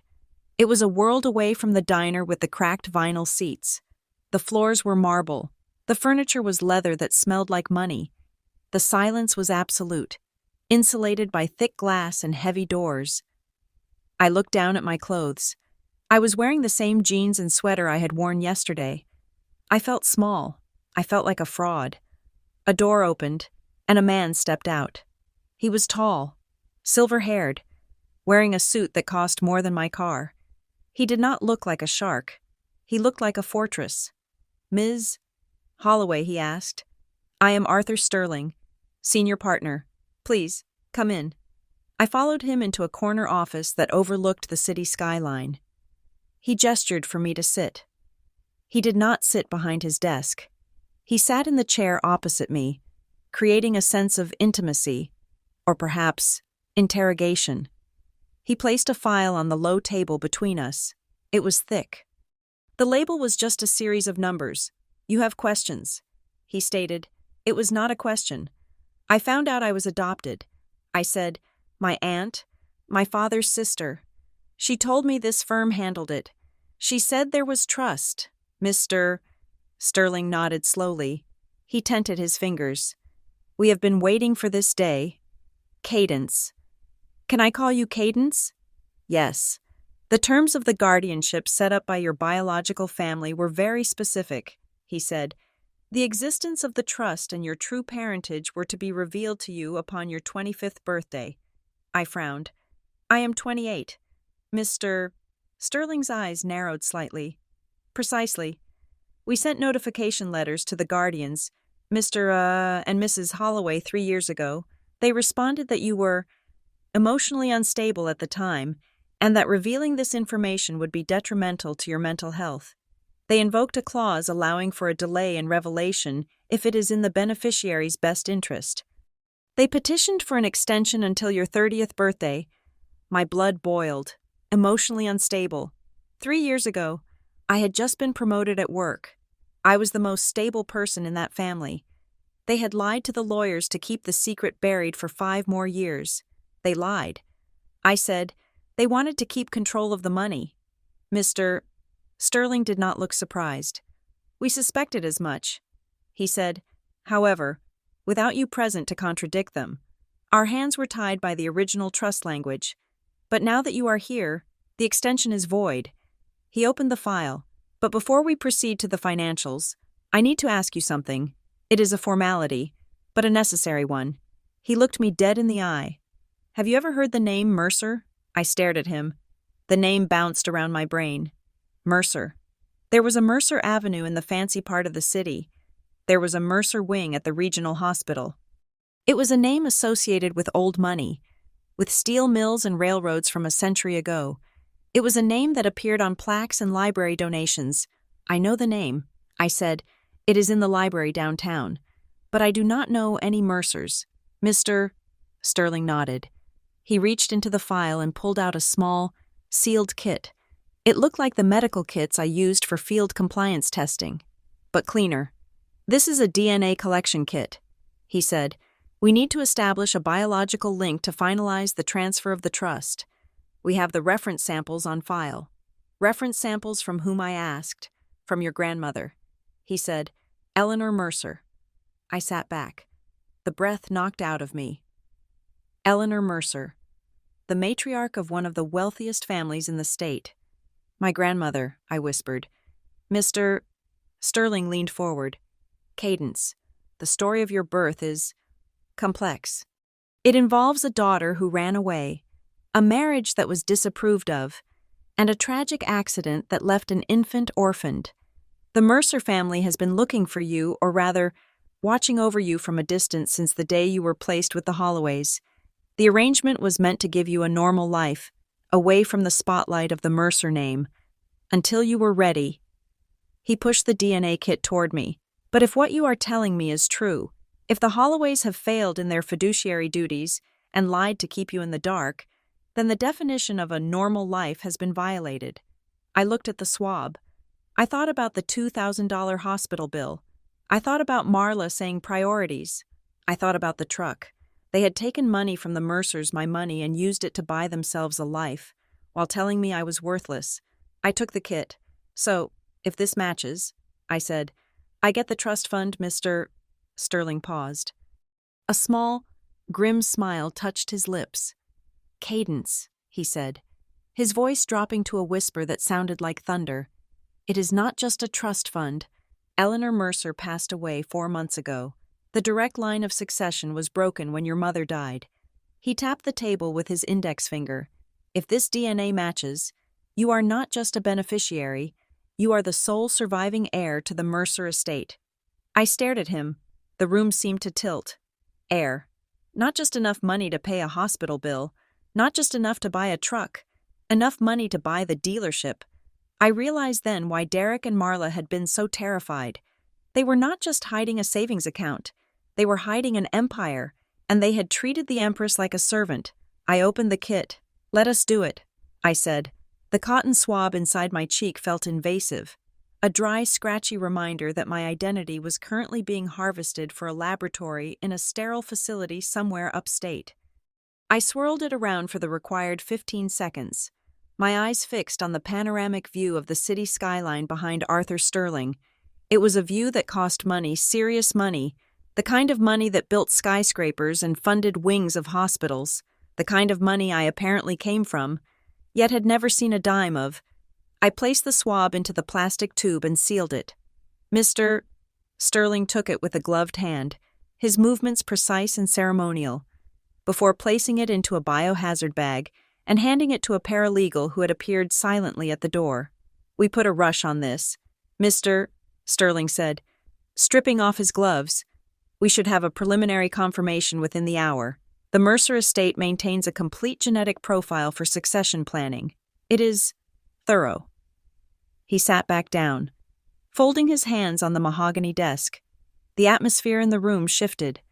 The emotional shock of the adoption revelation was settling, replaced by the cold, hard mechanics of the law. This was no longer a family therapy session. It was a forensic audit of a crime scene. "While we wait," Mr. Sterling said, his voice dropping into a professional, lecture hall cadence, "I want to walk you through the structure of the instrument that has been governing your life without your knowledge. It is called an irrevocable grantor trust." I nodded, though the term meant little to me beyond a vague sense of permanence. When your biological mother passed, and the Mercer family arranged for your placement, they liquidated a significant portion of her personal assets and placed them into this trust. The objective was twofold: to ensure your financial security and to shield you from the complexities of the Mercer inheritance until you were mature enough to handle it. He tapped a file on his desk. The trust had a corpus, the principal amount, which was meant to grow through investment. However, there was a provision for health, education, maintenance, and support. This is standard language. It allows the trustees to withdraw funds to ensure the beneficiary is well cared for. The trustees, I whispered, the realization already forming a knot in my stomach. Your adoptive parents, Derek and Marla Holloway, were appointed as the guardians of your person and, by extension, the co-trustees of the operational account. Mr. Sterling confirmed. They were given a debit card and checkbook linked to a specific checking account funded by the trust. They were required to submit annual reports, but what I asked, Mr. Sterling sighed. A small, frustrated puff of air. The oversight was relaxed. The Mercer family wanted to maintain distance to protect your anonymity. They trusted the Holloways to act in good faith. They assumed that the monthly stipend was being used for your benefit for private school tuition, for medical care, for summer camps. I laughed. It was a sharp, bitter sound that startled the silence of the room. "I went to public school, Mr. Sterling," I said. "I never went to summer camp. I worked at a diner when I was 16 to buy my own textbooks." Mr. Sterling's expression darkened. He opened a leather-bound folder and pulled out a spreadsheet. It was dense with numbers, columns of dates and dollar amounts stretching back 2 decades. "That brings us to accounting," he said grimly. I leaned forward. "Before we look at that, I need to ask, if there was a trust, if there was money specifically for my health and maintenance, then when I called them 3 days ago begging for $2,000 for emergency surgery, Mr. Sterling finished the sentence for me. They had access to the funds. In fact, under the terms of the trust, medical emergencies are a mandatory distribution. They were not just morally obligated to help you, they were legally required to pay that bill using the trust's assets." The room spun. They did not just say no because they were stingy. They said no while sitting on a pile of cash that was legally designated for my kidney stone. They withheld my own money from me and then lectured me about being irresponsible for not having it. It was not just cruelty, it was an embezzlement. The intercom buzzed. Mr. Sterling pressed a button. "Yes, the results are in, sir. It is a match. 99.9% probability." Mr. Sterling looked at me. He did not smile. This was too heavy for smiles. "It is confirmed." Cadence. "You are the granddaughter of Eleanor Mercer. You are the daughter of her youngest child. Julianne, you are a Mercer." I felt a strange numbness. I was a Mercer. A name I had seen on the side of 18-wheelers on the highway, Mercer Logistics, Mercer Real Estate, a name that meant power. But right now, I do not feel powerful. I felt robbed. "Show me the money." I said, "I want to see where it went." Mr. Sterling turned the spreadsheet toward me. "This is the transaction history for the last 5 years," he explained. "We are still reconstructing the early years, but the recent activity is telling." I ran my finger down the list. I expected to see grocery bills or maybe utilities. What I saw made my blood run cold. June 12th, 2023, $15,000. Contractor, kitchen remodel. August 4th, 2023, $4,000. Luxury travel agency. December 20th, 2024, $2,500. Best Buy. "Wait," I said, pointing to the dates. "That kitchen remodel. That was the summer after I moved out. They redid the granite countertops. Mom told me they saved up for 5 years for that." Mr. Sterling shook his head. "They paid for it from the account marked CH Beneficiary Support." I kept scrolling. The numbers blurred. A litany of theft disguised as expenses. Tuition, University of Pennsylvania. I froze. "I went to a state school," I said, my voice trembling. "I took out loans. Who went to UPenn Bow started a certificate program there," I recalled. "He dropped out after 3 months. They paid his tuition with my trust fund," I asked, my voice rising. Mr. Sterling nodded. "It appears so." And then I saw it. The date was just a few days ago. October 14th. Withdrawal. $10,000. Miller Chevrolet. Memo down payment. I stared at the line item. The letters seemed to vibrate on the page. $10,000. That was the down payment for the truck. The truck Bo was driving. The truck they had forged my signature to finance the rest of. They had taken $10,000 of my money meant for my survival, and used it to buy a toy for their golden child. And then, because $10,000 was not enough to cover the whole $50,000 price tag, they stole my credit identity to cover the balance. It was a double theft.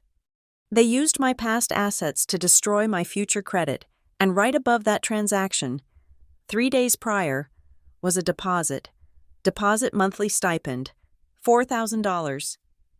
I looked up at Mr. Sterling. "They get $4,000 a month just to manage the account." Mr. Sterling nodded. "Plus discretionary access for your needs." I felt sick, physically sick. $4,000 a month. That was more than I made in 2 months at the diner. That was enough to pay off my hospital bill twice over every single month. When I called them, crying, in pain, they had just received a $4,000 deposit, and they told me they were tight. They told me to check my priorities. Their priority was the truck. Their priority was Bo, and they funded those priorities by cannibalizing my life. I looked at the code next to the truck payment. CH, maintenance. They listed a luxury pickup truck for my 30-year-old brother as maintenance for me. "This is criminal, isn't it?" I asked, my voice deadly calm. Mr. Sterling closed the folder. The sound was like a gavel striking a block. "It is a breach of fiduciary duty. It is misappropriation of funds. It is a fraud. And given the amounts involved over 20 years, we are looking at grand larceny." He leaned forward, his gray eyes locking onto mine. "Cadence, because you are now the confirmed heir, and because the delay in revealing your identity was based on false pretenses, I am invoking the emergency clause of the trust. I am freezing the Guardian account immediately. They will not be able to buy a gallon of milk with that card as of 5 minutes ago." He picked up a pen. "Furthermore, as the heir to the Mercer estate, you have the right to demand a full restitution. We will go after everything, the house, the cars, the pension. If they spent your money on it, we will claim it." I thought about the house in Clearford, the pristine lawn, the renovated kitchen, the new patio furniture. It was all mine, every brick, every blade of grass. They had been living in a museum of my stolen wealth, acting like the curators, when they were really just the janitors who were stealing the exhibits. "Do it," I said. "Freeze it all." Mr. Sterling nodded and picked up his phone to issue the order. As he spoke in rapid-fire legal jargon to the bank, my own phone buzzed on the table. I looked down. It was a text from Marla. "Cadence, honey, please pick up the phone. I know you are upset, but do not listen to those lawyers. They just want to take a cut of the money. We are family. We can handle this internally. Come home. I made your favorite lasagna. Lasagna? She thought pasta could fix a felony. She thought she could play the mom card one last time. Then, a second text came through. This one was from Beau. I tried to use the gas card and it declined. What did you do if you mess up my business? I swear to God. Cadence, you will regret it. You are ruining everything. I stared at the messages. Marla was trying to lure me back into the fog of manipulation. Beau was trying to bully me back into submission. They still thought I was Cadence Holloway, the girl who begged for $40 for a science club. They did not realize that girl was gone. I picked up my phone. I did not reply. I looked at Mr. Sterling as he hung up. The accounts are frozen, he said. The process server is on his way to Clearford now with the summons for a forensic accounting hearing. Thank you. I said, Mr. Sterling hesitated. There is one more thing. Cadence, the Mercer estate. It includes a seat on the board of the charitable foundation and a significant holding in the logistics company. You are not just inheriting money. You are inheriting a position. You are going to be a very public figure very soon. I looked out the window at the city. Somewhere out there, Beau was probably kicking the tires of his truck, wondering why the gas pump would not work. Somewhere, Marla was realizing her credit card was a useless piece of plastic. I am ready, I said, but I was not just ready for the money. I was ready for the truth. Mr. Sterling, I said, you mentioned the reason I was placed for adoption. You said it was a tragedy. Mr. Sterling's face softened, a rare crack in his armor. Yes, I want to know. I said, if I am going to take them down for stealing my life, I need to know exactly what life they stole. Why did my grandmother have to give me up, Mr. Sterling opened a different file. This one was old. The paper yellowed. He slid a newspaper clipping across the desk. The headline was 26 years old. Heiress tragedy. Julianne Mercer and husband killed in highway collision. Infant daughter survives. I stared at the grainy photo of a twisted car wreck. It was not just an accident. Cadence, Mr. Sterling said softly. The investigation at the time, there were questions about the vehicle, questions about maintenance. He paused. Your father? Your biological father? He was a mechanic. He maintained his own cars. The brakes failed. I looked up. A sudden, horrifying connection snapping into place in my mind. My biological father was a mechanic. He worked on cars. And Derek Holloway. Before he was a consultant, before he was a business owner, he used to brag about working in a garage in his 20s. Mr. Sterling, I asked, my voice barely a whisper. Did Derek Holloway know my biological father? Mr. Sterling looked at the file. Derek Holloway was the shift supervisor at the garage where your father worked. He was the last person to sign off on the safety inspection of that car before the crash. The room went silent. They did not just steal my money. They knew. They knew exactly why I was an orphan, and they had taken the blood money to raise the victim. The freeze on the accounts must have hit them like a physical blow. I imagined the scene Marla standing at the checkout line of an upscale grocery store. Her card declined for a bottle of imported wine. Derek at the gas station, the pump shutting off before a single drop flowed into the tank. For 20 years, they had lived on a river of money that flowed from my name, with one phone call from Arthur Sterling. I had built a dam. Now, the water was rising, and they were scrambling for higher ground. My phone rang at 7 o'clock that evening. It was my father. His voice was not the booming, authoritative baritone he used when he was lecturing me about sacrifice. It was strained, pitched slightly higher, the voice of a man trying to sell a used car with a leaking transmission. Cadence, he said, your mother and I have been doing some thinking. We realized we handled the hospital bill situation poorly. We want to make it right. Come over. We have the check waiting for you. I held the phone away from my ear, staring at it. 2 days ago, paying my bill was an impossibility. Today, suddenly, the check was ready. I am not sure that is a good idea. Dad, I said, my lawyer said, Forget the lawyers, he interrupted, a flash of his old anger breaking through before he smoothed it over. This is a family business. We do not need strangers involved. Just come over. We want to give you the money. We want to put this behind us. I agreed to go. Not because I trusted them. I agreed because Arthur Sterling had told me to gather as much evidence of their behavior as possible before the forensic accounting hearing.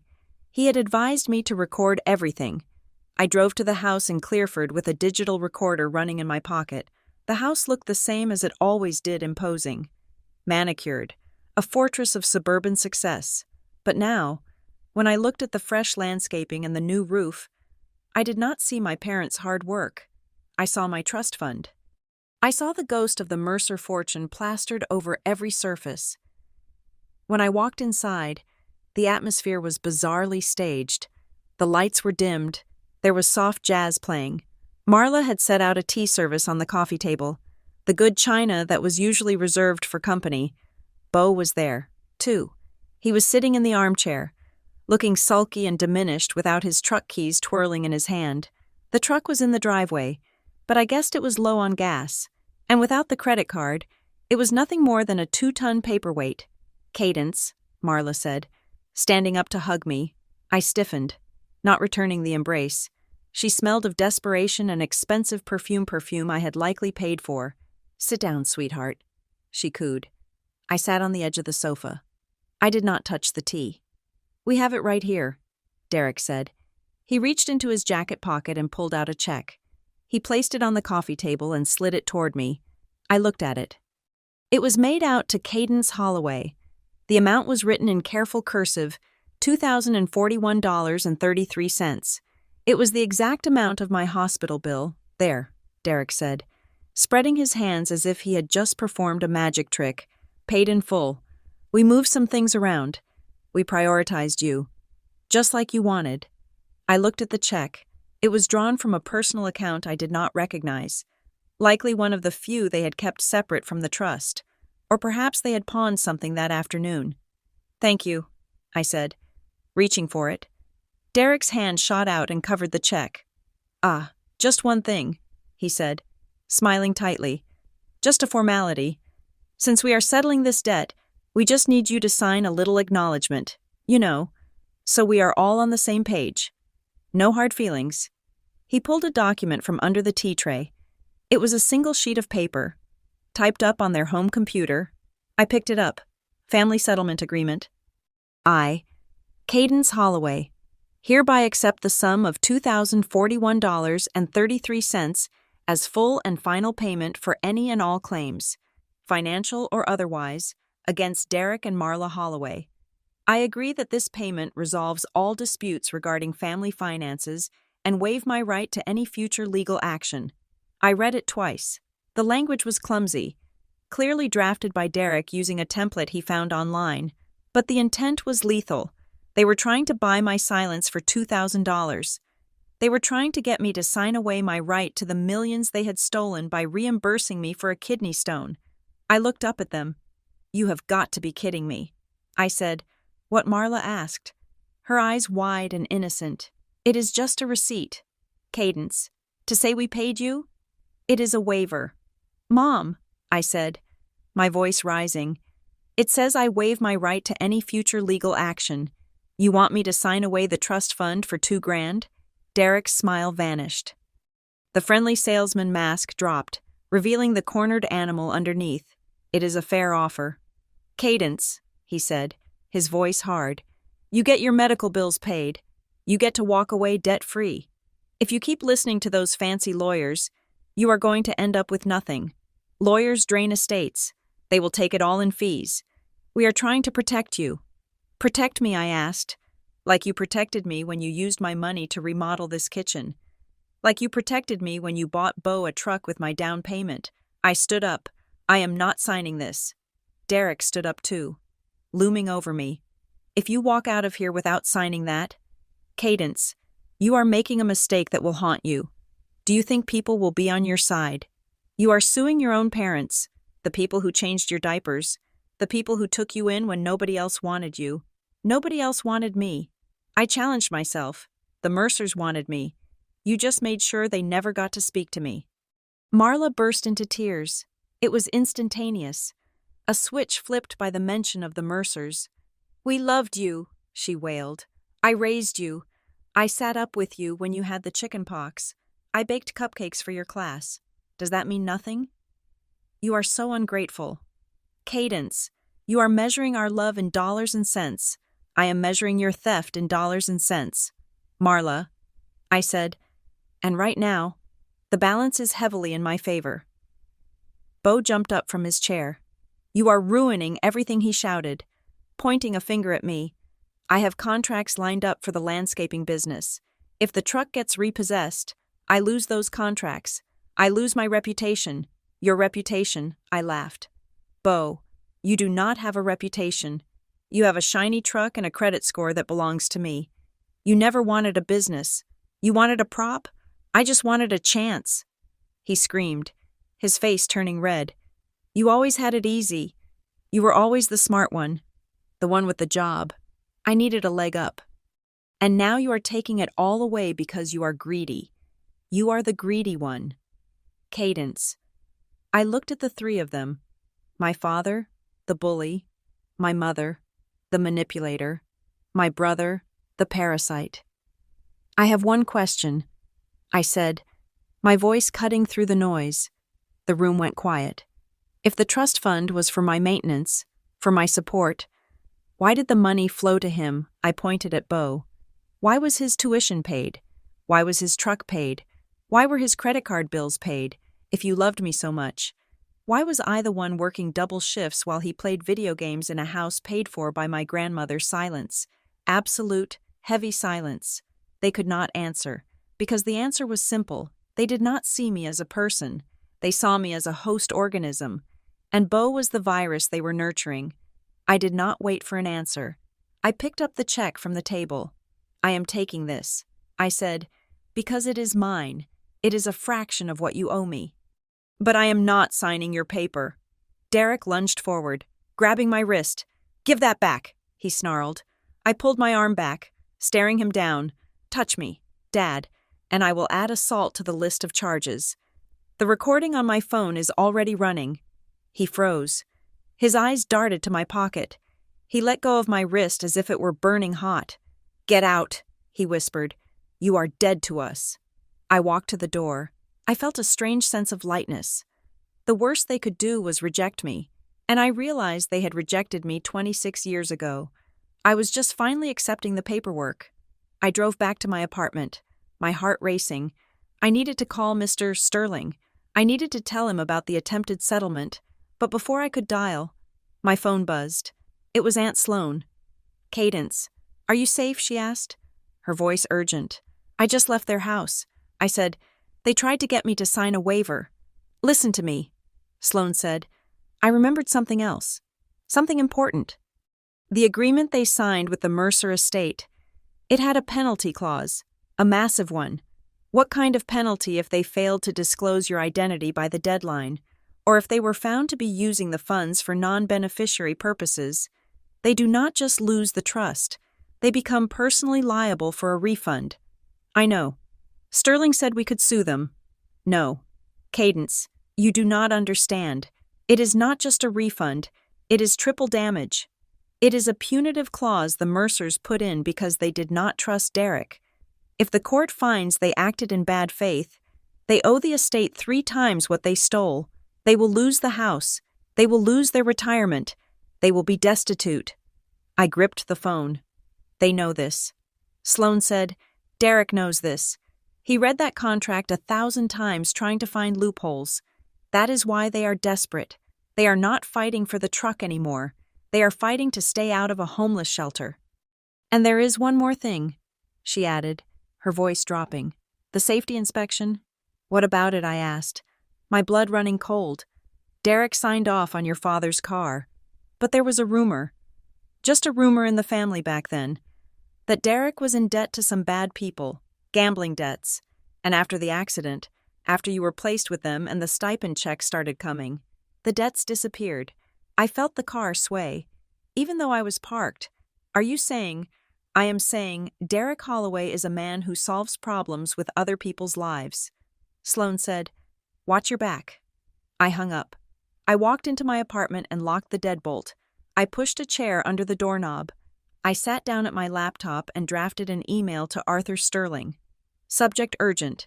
Settlement attempt and fraud. Mr. Sterling, they attempted to coerce me into signing a waiver tonight. I have the recording. Please file the motion for the emergency trustee hearing immediately. We need to secure the assets before they disappear. I hit send. I went to the window to close the blinds. My apartment was on the second floor, overlooking the street. I looked down. There was a car parked across the street. It was not the Silverado. It was not my parents' sedan. It was an older model sedan, dark gray, with tinted windows. The engine was off, but I could see the silhouette of a person in the driver's seat. They were just sitting there, watching my building. I stepped back from the window, my heart hammering against my ribs. Sloane's warning echoed in my head. A cornered coward is dangerous. They had tried to buy my silence. Now that I had refused to sell, I wondered what the next offer would be, or if there would be an offer at all. I looked at the phone in my hand. I had the money. I had the truth. But for the first time, I realized that winning the inheritance might cost me something far more expensive than a hospital bill. I dialed 911. "Dispatch, what is your emergency?" "My name is Cadence Holloway," I whispered. "I filed a fraud report earlier today. There is a strange vehicle outside my home. I believe my family has sent someone to hurt me." As I spoke, the car across the street turned its headlights on. The beams cut through the darkness, illuminating the front of my building. Then, slowly, it pulled away. But I knew it would be back. The war for the Mercer fortune had just moved from the bank to the streets. The gray sedan did not return the next night, but the feeling of being watched had settled into my bones like a damp chill. I did not sleep. I spent the 48 hours leading up to the hearing fortifying my life. I installed a wireless camera on my apartment door. I changed all my passwords. I filed an official harassment report with the local precinct regarding the suspicious vehicle. Though the officer told me there was little they could do without a license plate, it did not matter. I did not need the police to protect me from a physical threat right now. I needed the law to protect me from the financial parasites who had been feeding on me for 26 years. The morning of the hearing was overcast, the sky a flat, bruising purple. I met Arthur Sterling outside the county courthouse. He looked impeccable, a suit of armor made of Italian wool. I, on the other hand, wore my best blazer, the one I had bought at a discount outlet 3 years ago for job interviews. I felt small standing next to the pillars of the courthouse, but when Sterling looked at me, he nodded. "Ready?" he asked. I touched the folder in my bag, where the recording of their settlement offer lay dormant on a USB drive. "Burn it down," I said. We entered the courtroom. It was not a criminal trial, not yet. This was an emergency hearing regarding the trusteeship of the Mercer estate. The room was smaller than I expected, smelling of floor polish and old wood.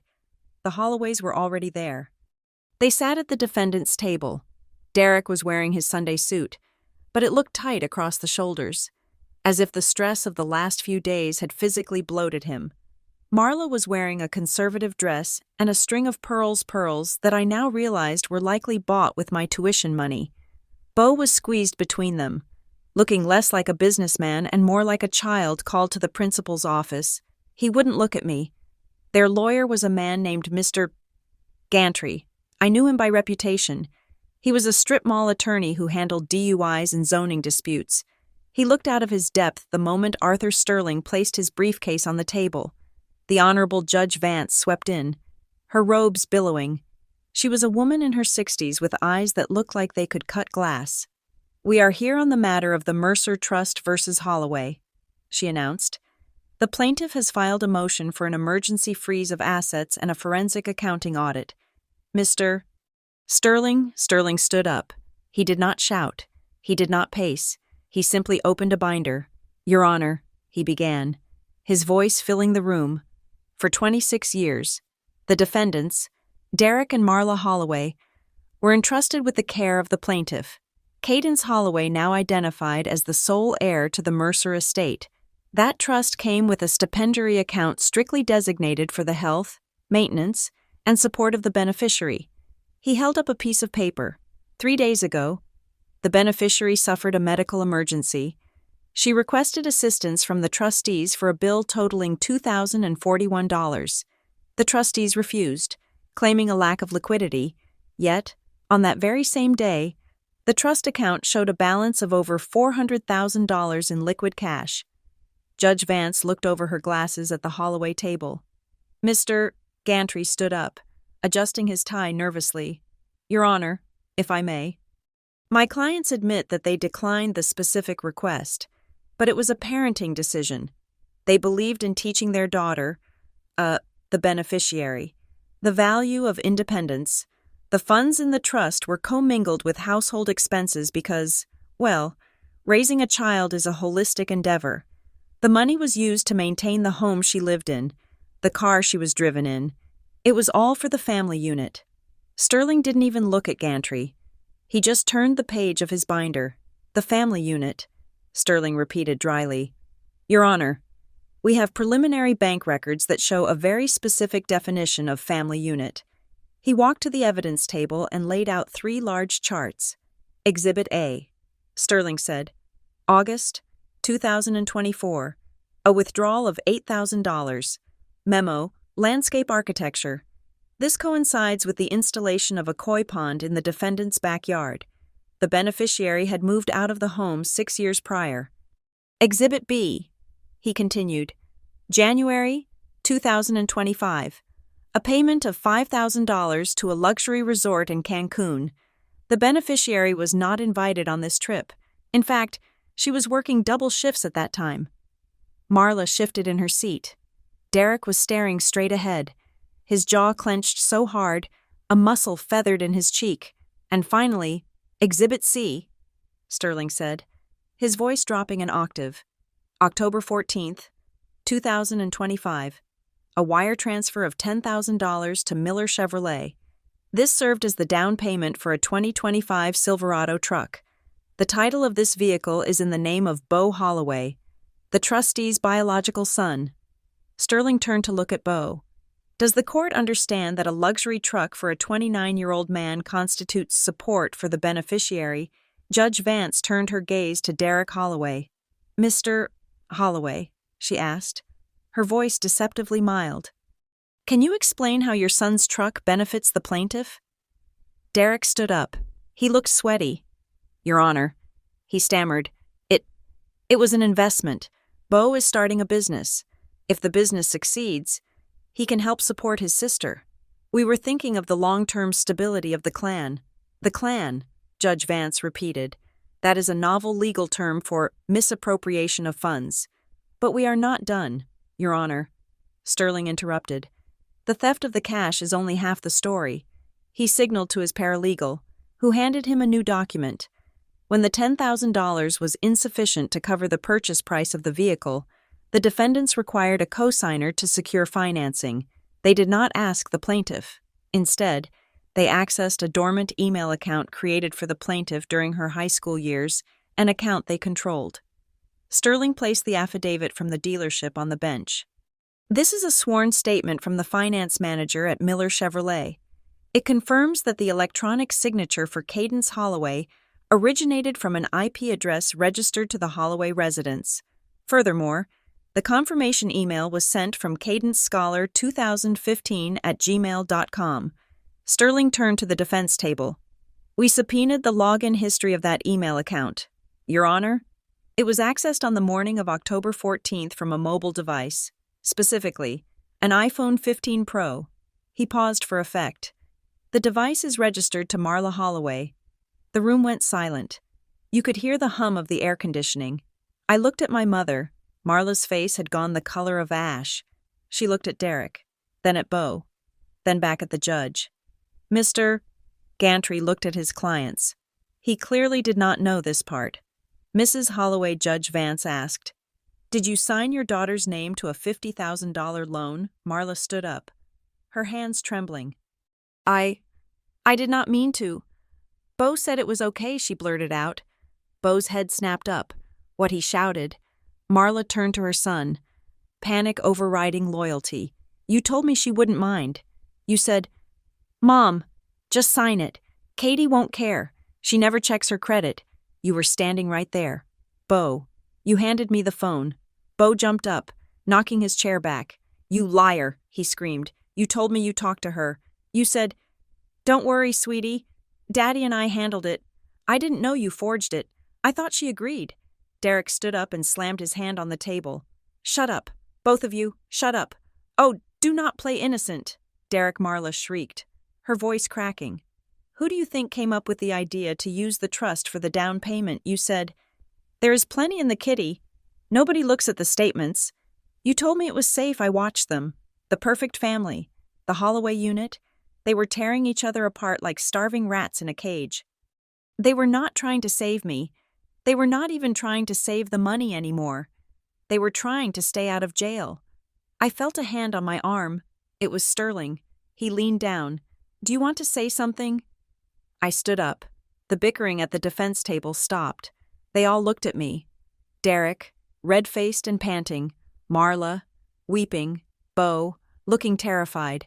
I did not scream. I did not cry. I felt a cold, clear anger that felt like steel in my spine. Your Honor, I said. Judge Vance nodded. Ms. Holloway, I looked at my parents. When I called them from the hospital, I said, I was in so much pain I could barely breathe. I asked for help. They told me I needed to learn about priorities. I took a deep breath. For my entire life, I thought priorities meant I wasn't good enough.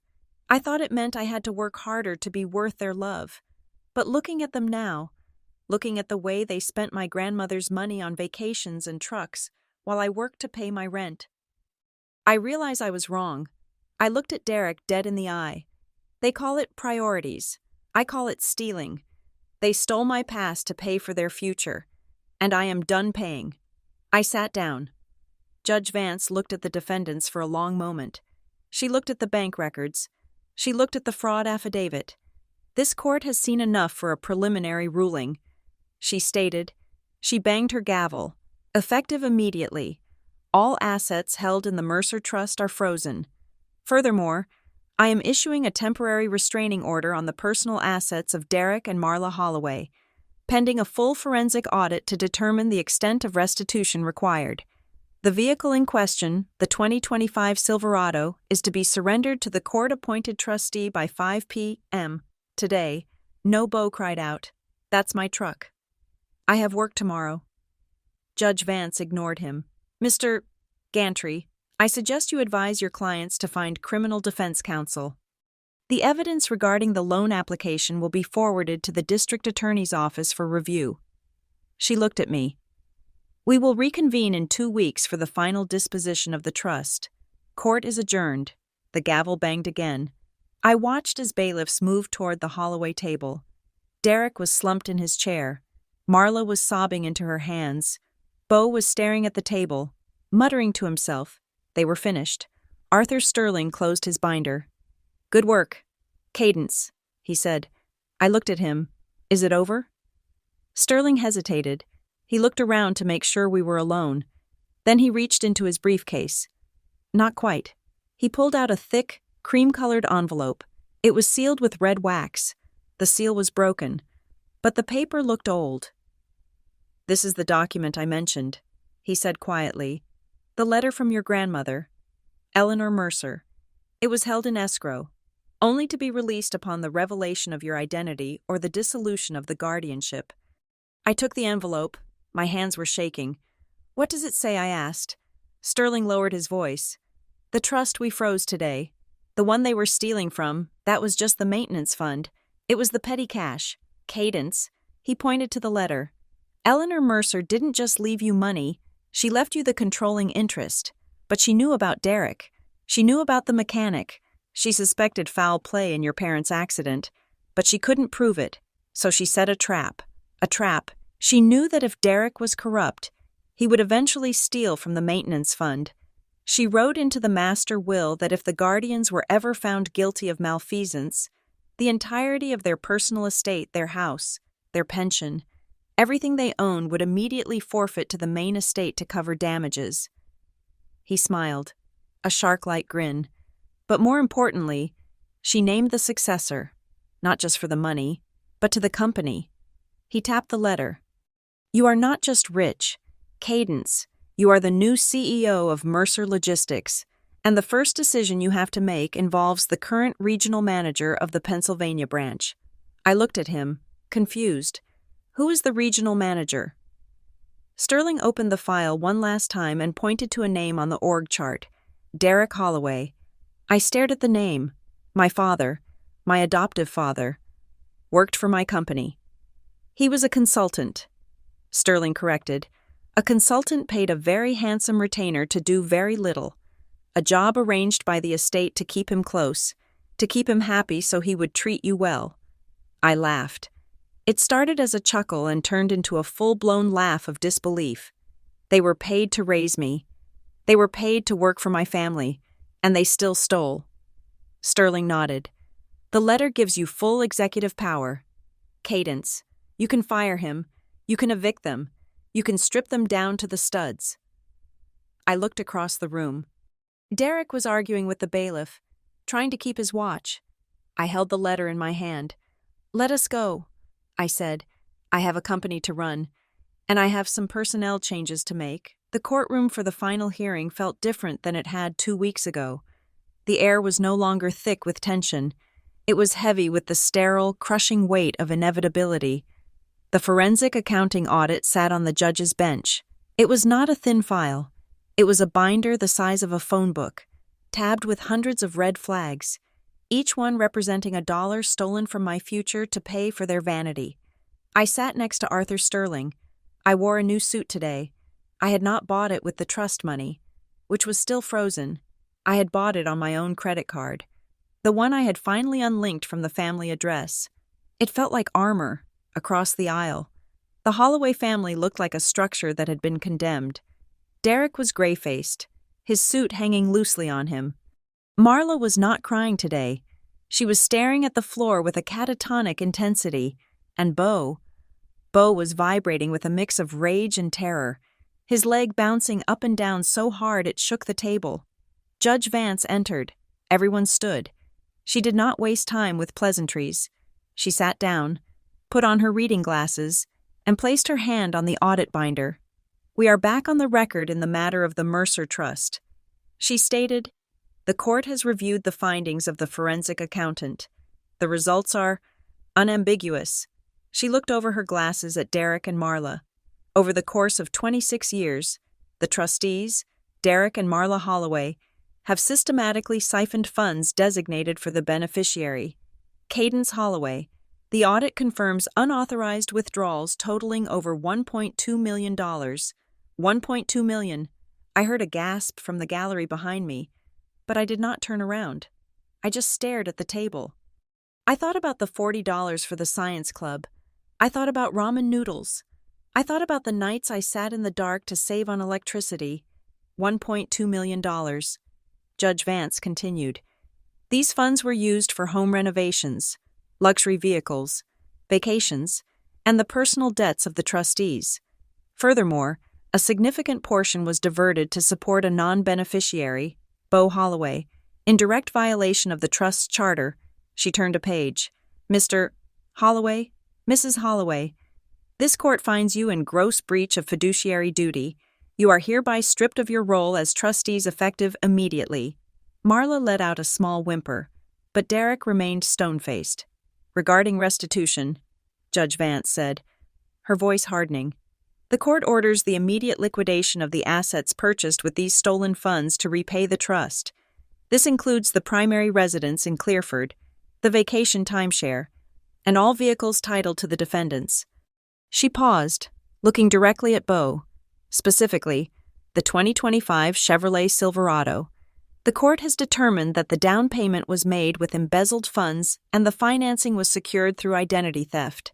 The vehicle is to be surrendered to the creditor immediately. The loan in Ms. Cadence Holloway's name is declared null and void due to fraud. No, Bo shouted. He stood up. ignoring his lawyer's frantic attempt to pull him down. "You cannot take the truck. It is my business. It is my life." Judge Vance banged her gavel. "Sit down. Mr. Holloway." "I am not sitting down," Beau screamed, his face turning a blotchy red. "She did this. She is doing this out of spite. She has plenty of money now. Why does she need to take my truck? She is ruining me." He turned to me, his eyes wild. "You are selfish. Cadence. You always have been. You are robbing your own brother. You are stealing my life." The courtroom went dead silent. Everyone looked at me. The judge, the bailiff, the lawyers, they waited for the victim to cry. They waited for the sister to crumble. I stood up slowly. I did not look at the judge. I looked straight at Beau. "No, Beau," I said, my voice clear and steady, carrying to every corner of the room. "I am not stealing your life. You have been living in my life for too long." Beau opened his mouth to retort, but the truth of it seemed to hit him like a physical slap. He slumped back into his chair, defeated. Judge Vance nodded once, a look of grim approval on her face. "The court accepts the findings. However, there is one final piece of business." She looked at Arthur Sterling. "Mr. Sterling, I understand there is a testamentary document from the grantor, Eleanor Mercer, to be read into the record upon the dissolution of the guardianship." "Yes, Your Honor," Sterling said. He stood up and walked to the podium. He held the yellowed envelope I had seen in his office. He broke the seal. The sound of tearing paper was the only noise in the room. This letter was written by Eleanor Mercer 3 days before her death. Sterling explained. It was to be opened only when Cadence Holloway took control of the estate. He began to read. "To my granddaughter. Cadence, if you are reading this, it means I am gone. And hopefully, you are a grown woman ready to understand the burden and the blessing of your bloodline. I made the painful choice to place you outside the family because the accident that took your parents was not simple bad luck. There were enemies, and there were questions about safety that I could not answer at the time. I chose Derek and Marla because Derek worked for us. He was a man who knew how to follow orders, or so I thought. I gave them a stipend that should have made you comfortable. I gave them a home. I gave them a job." Sterling paused. He looked up at Derek, who was now sweating profusely. "But I also knew that money changes people. So, I included a clause in the master trust that they never saw. I called it the Priorities Clause." My heart skipped a beat. Priorities. I instructed my lawyers to watch. If the guardians ever prioritize their own comfort over your needs, if they ever prioritize their biological child over the child entrusted to their care, then they would forfeit not just the trust management, but their own severance. Sterling turned the page. The agreement stated that if Derek and Marla raised you as their own, with love and equity, they would receive a retirement bonus of $5 million upon your 30th birthday. However, if they are found to have stolen from you, or if they are removed for cause, that bonus is void. Furthermore, any assets they possess that were subsidized by my company, including the consultancy retainer Derek has enjoyed for 20 years, are to be clawed back. Derek let out a sound that was half gasp, half sob. $5 million. He had been 4 years away from a $5 million payday, and he had thrown it away because he was too greedy to pay a $2,000 hospital bill.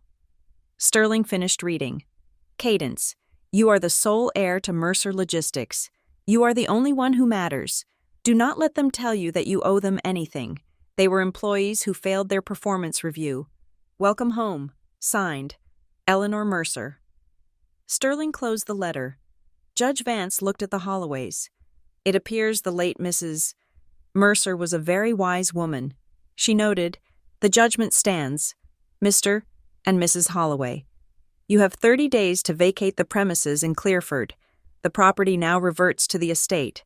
She banged the gavel. Case closed. The room erupted into motion. Bailiffs moved in. Lawyers started packing briefcases. I stood there, feeling the weight of the moment. I was rich. I was powerful. I was vindicated. But mostly, I felt a deep, exhausted relief. I walked toward the exit. I had to pass the defense table to leave. "Cadence, It was Marla. She lunged toward me, not aggressively, but frantically. She grabbed the sleeve of my jacket. Cadence. Wait, please, I stopped. I looked at her hand on my arm, the hand that had signed the fraud papers, the hand that had held the phone when she told me I was selfish. Let go, I said softly. She pulled her hand back as if it was burning. Cadence, honey, you cannot let them take the house, she pleaded, tears streaming down her face, ruining her makeup. Where will we go? We are in our 50s. We cannot start over. Derek will lose his pension. I looked at Derek. He couldn't even meet my eyes. He was staring at the table, a broken man. We are your parents. Cadence, Marla sobbed. I know we made mistakes. I know we messed up with the money. But we loved you. We raised you. Does that count for nothing? You are still our daughter. I looked at them. I really looked at them.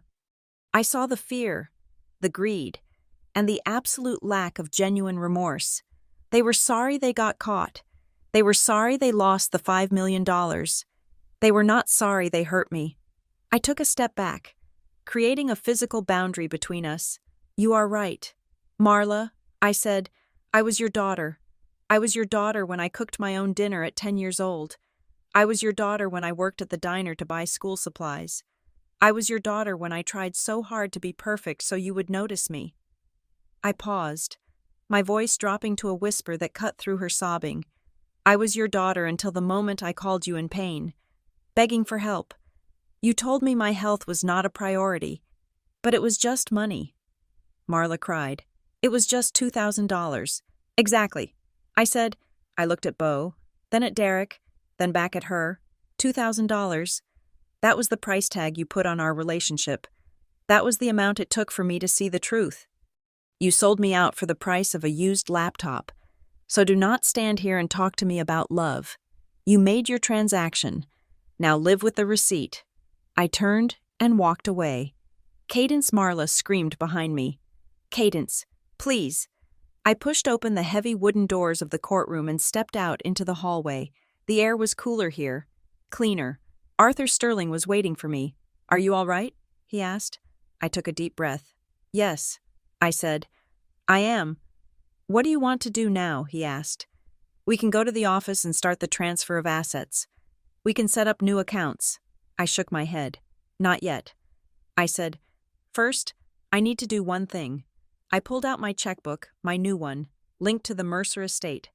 I wrote a check for $2,041.33. Please send this to the hospital, I said, handing it to him. And make sure the staff there gets a donation for the new wing. They were the only ones who actually took care of me that night. Sterling smiled. Consider it done. I left the courthouse and walked out into the city. The sun had finally broken through the clouds. It was a bright, crisp afternoon. I walked for blocks, just feeling the pavement under my feet. I was no longer Cadence Holloway, the neglected daughter. I was Cadence Mercer. I had a company to run. I had a legacy to rebuild. I found myself standing in front of a car dealership. It wasn't the one where Beau got his truck. It was a high-end showroom, filled with sleek luxury cars and powerful SUVs. I stopped and looked through the glass. Right in the center of the showroom floor was a truck. It was beautiful black, rugged, powerful. It was the kind of vehicle you drive when you are in charge, not when you are pretending to be. A salesman saw me looking and walked out. Can I help you? Miss, he asked, looking at my suit. That is the new model, top of the line. I looked at the truck. I thought about Beau, who was probably right now handing over the keys to his Silverado to a repo man. I thought about Derek and Marla, packing boxes in the house they no longer owned. I smiled. It was a sad smile, but it was real. No, thank you. I said to the salesman, I do not need a truck. I turned away from the window, looking down the street toward the skyline where the Mercer Logistics building stood tall against the blue sky. I just needed to check my priorities, I said, and for the first time in my life, I knew exactly what they were. I chose myself. Thank you so much for listening to Cadence's story of betrayal and justice. It's a hard lesson, but sometimes the people who are supposed to protect us are the ones we need protection from. I would love to know where you are listening from today. Are you tuning in from the US, from Vietnam, or somewhere else entirely? Please leave a comment below with your country and tell me what you would have done if you were in Cadence's shoes. If you enjoyed this story, please make sure to subscribe to Veronica Revenge Stories. Hit that like button and smash the hype button so this video can reach more people who need to see that justice is possible. See you in the next story.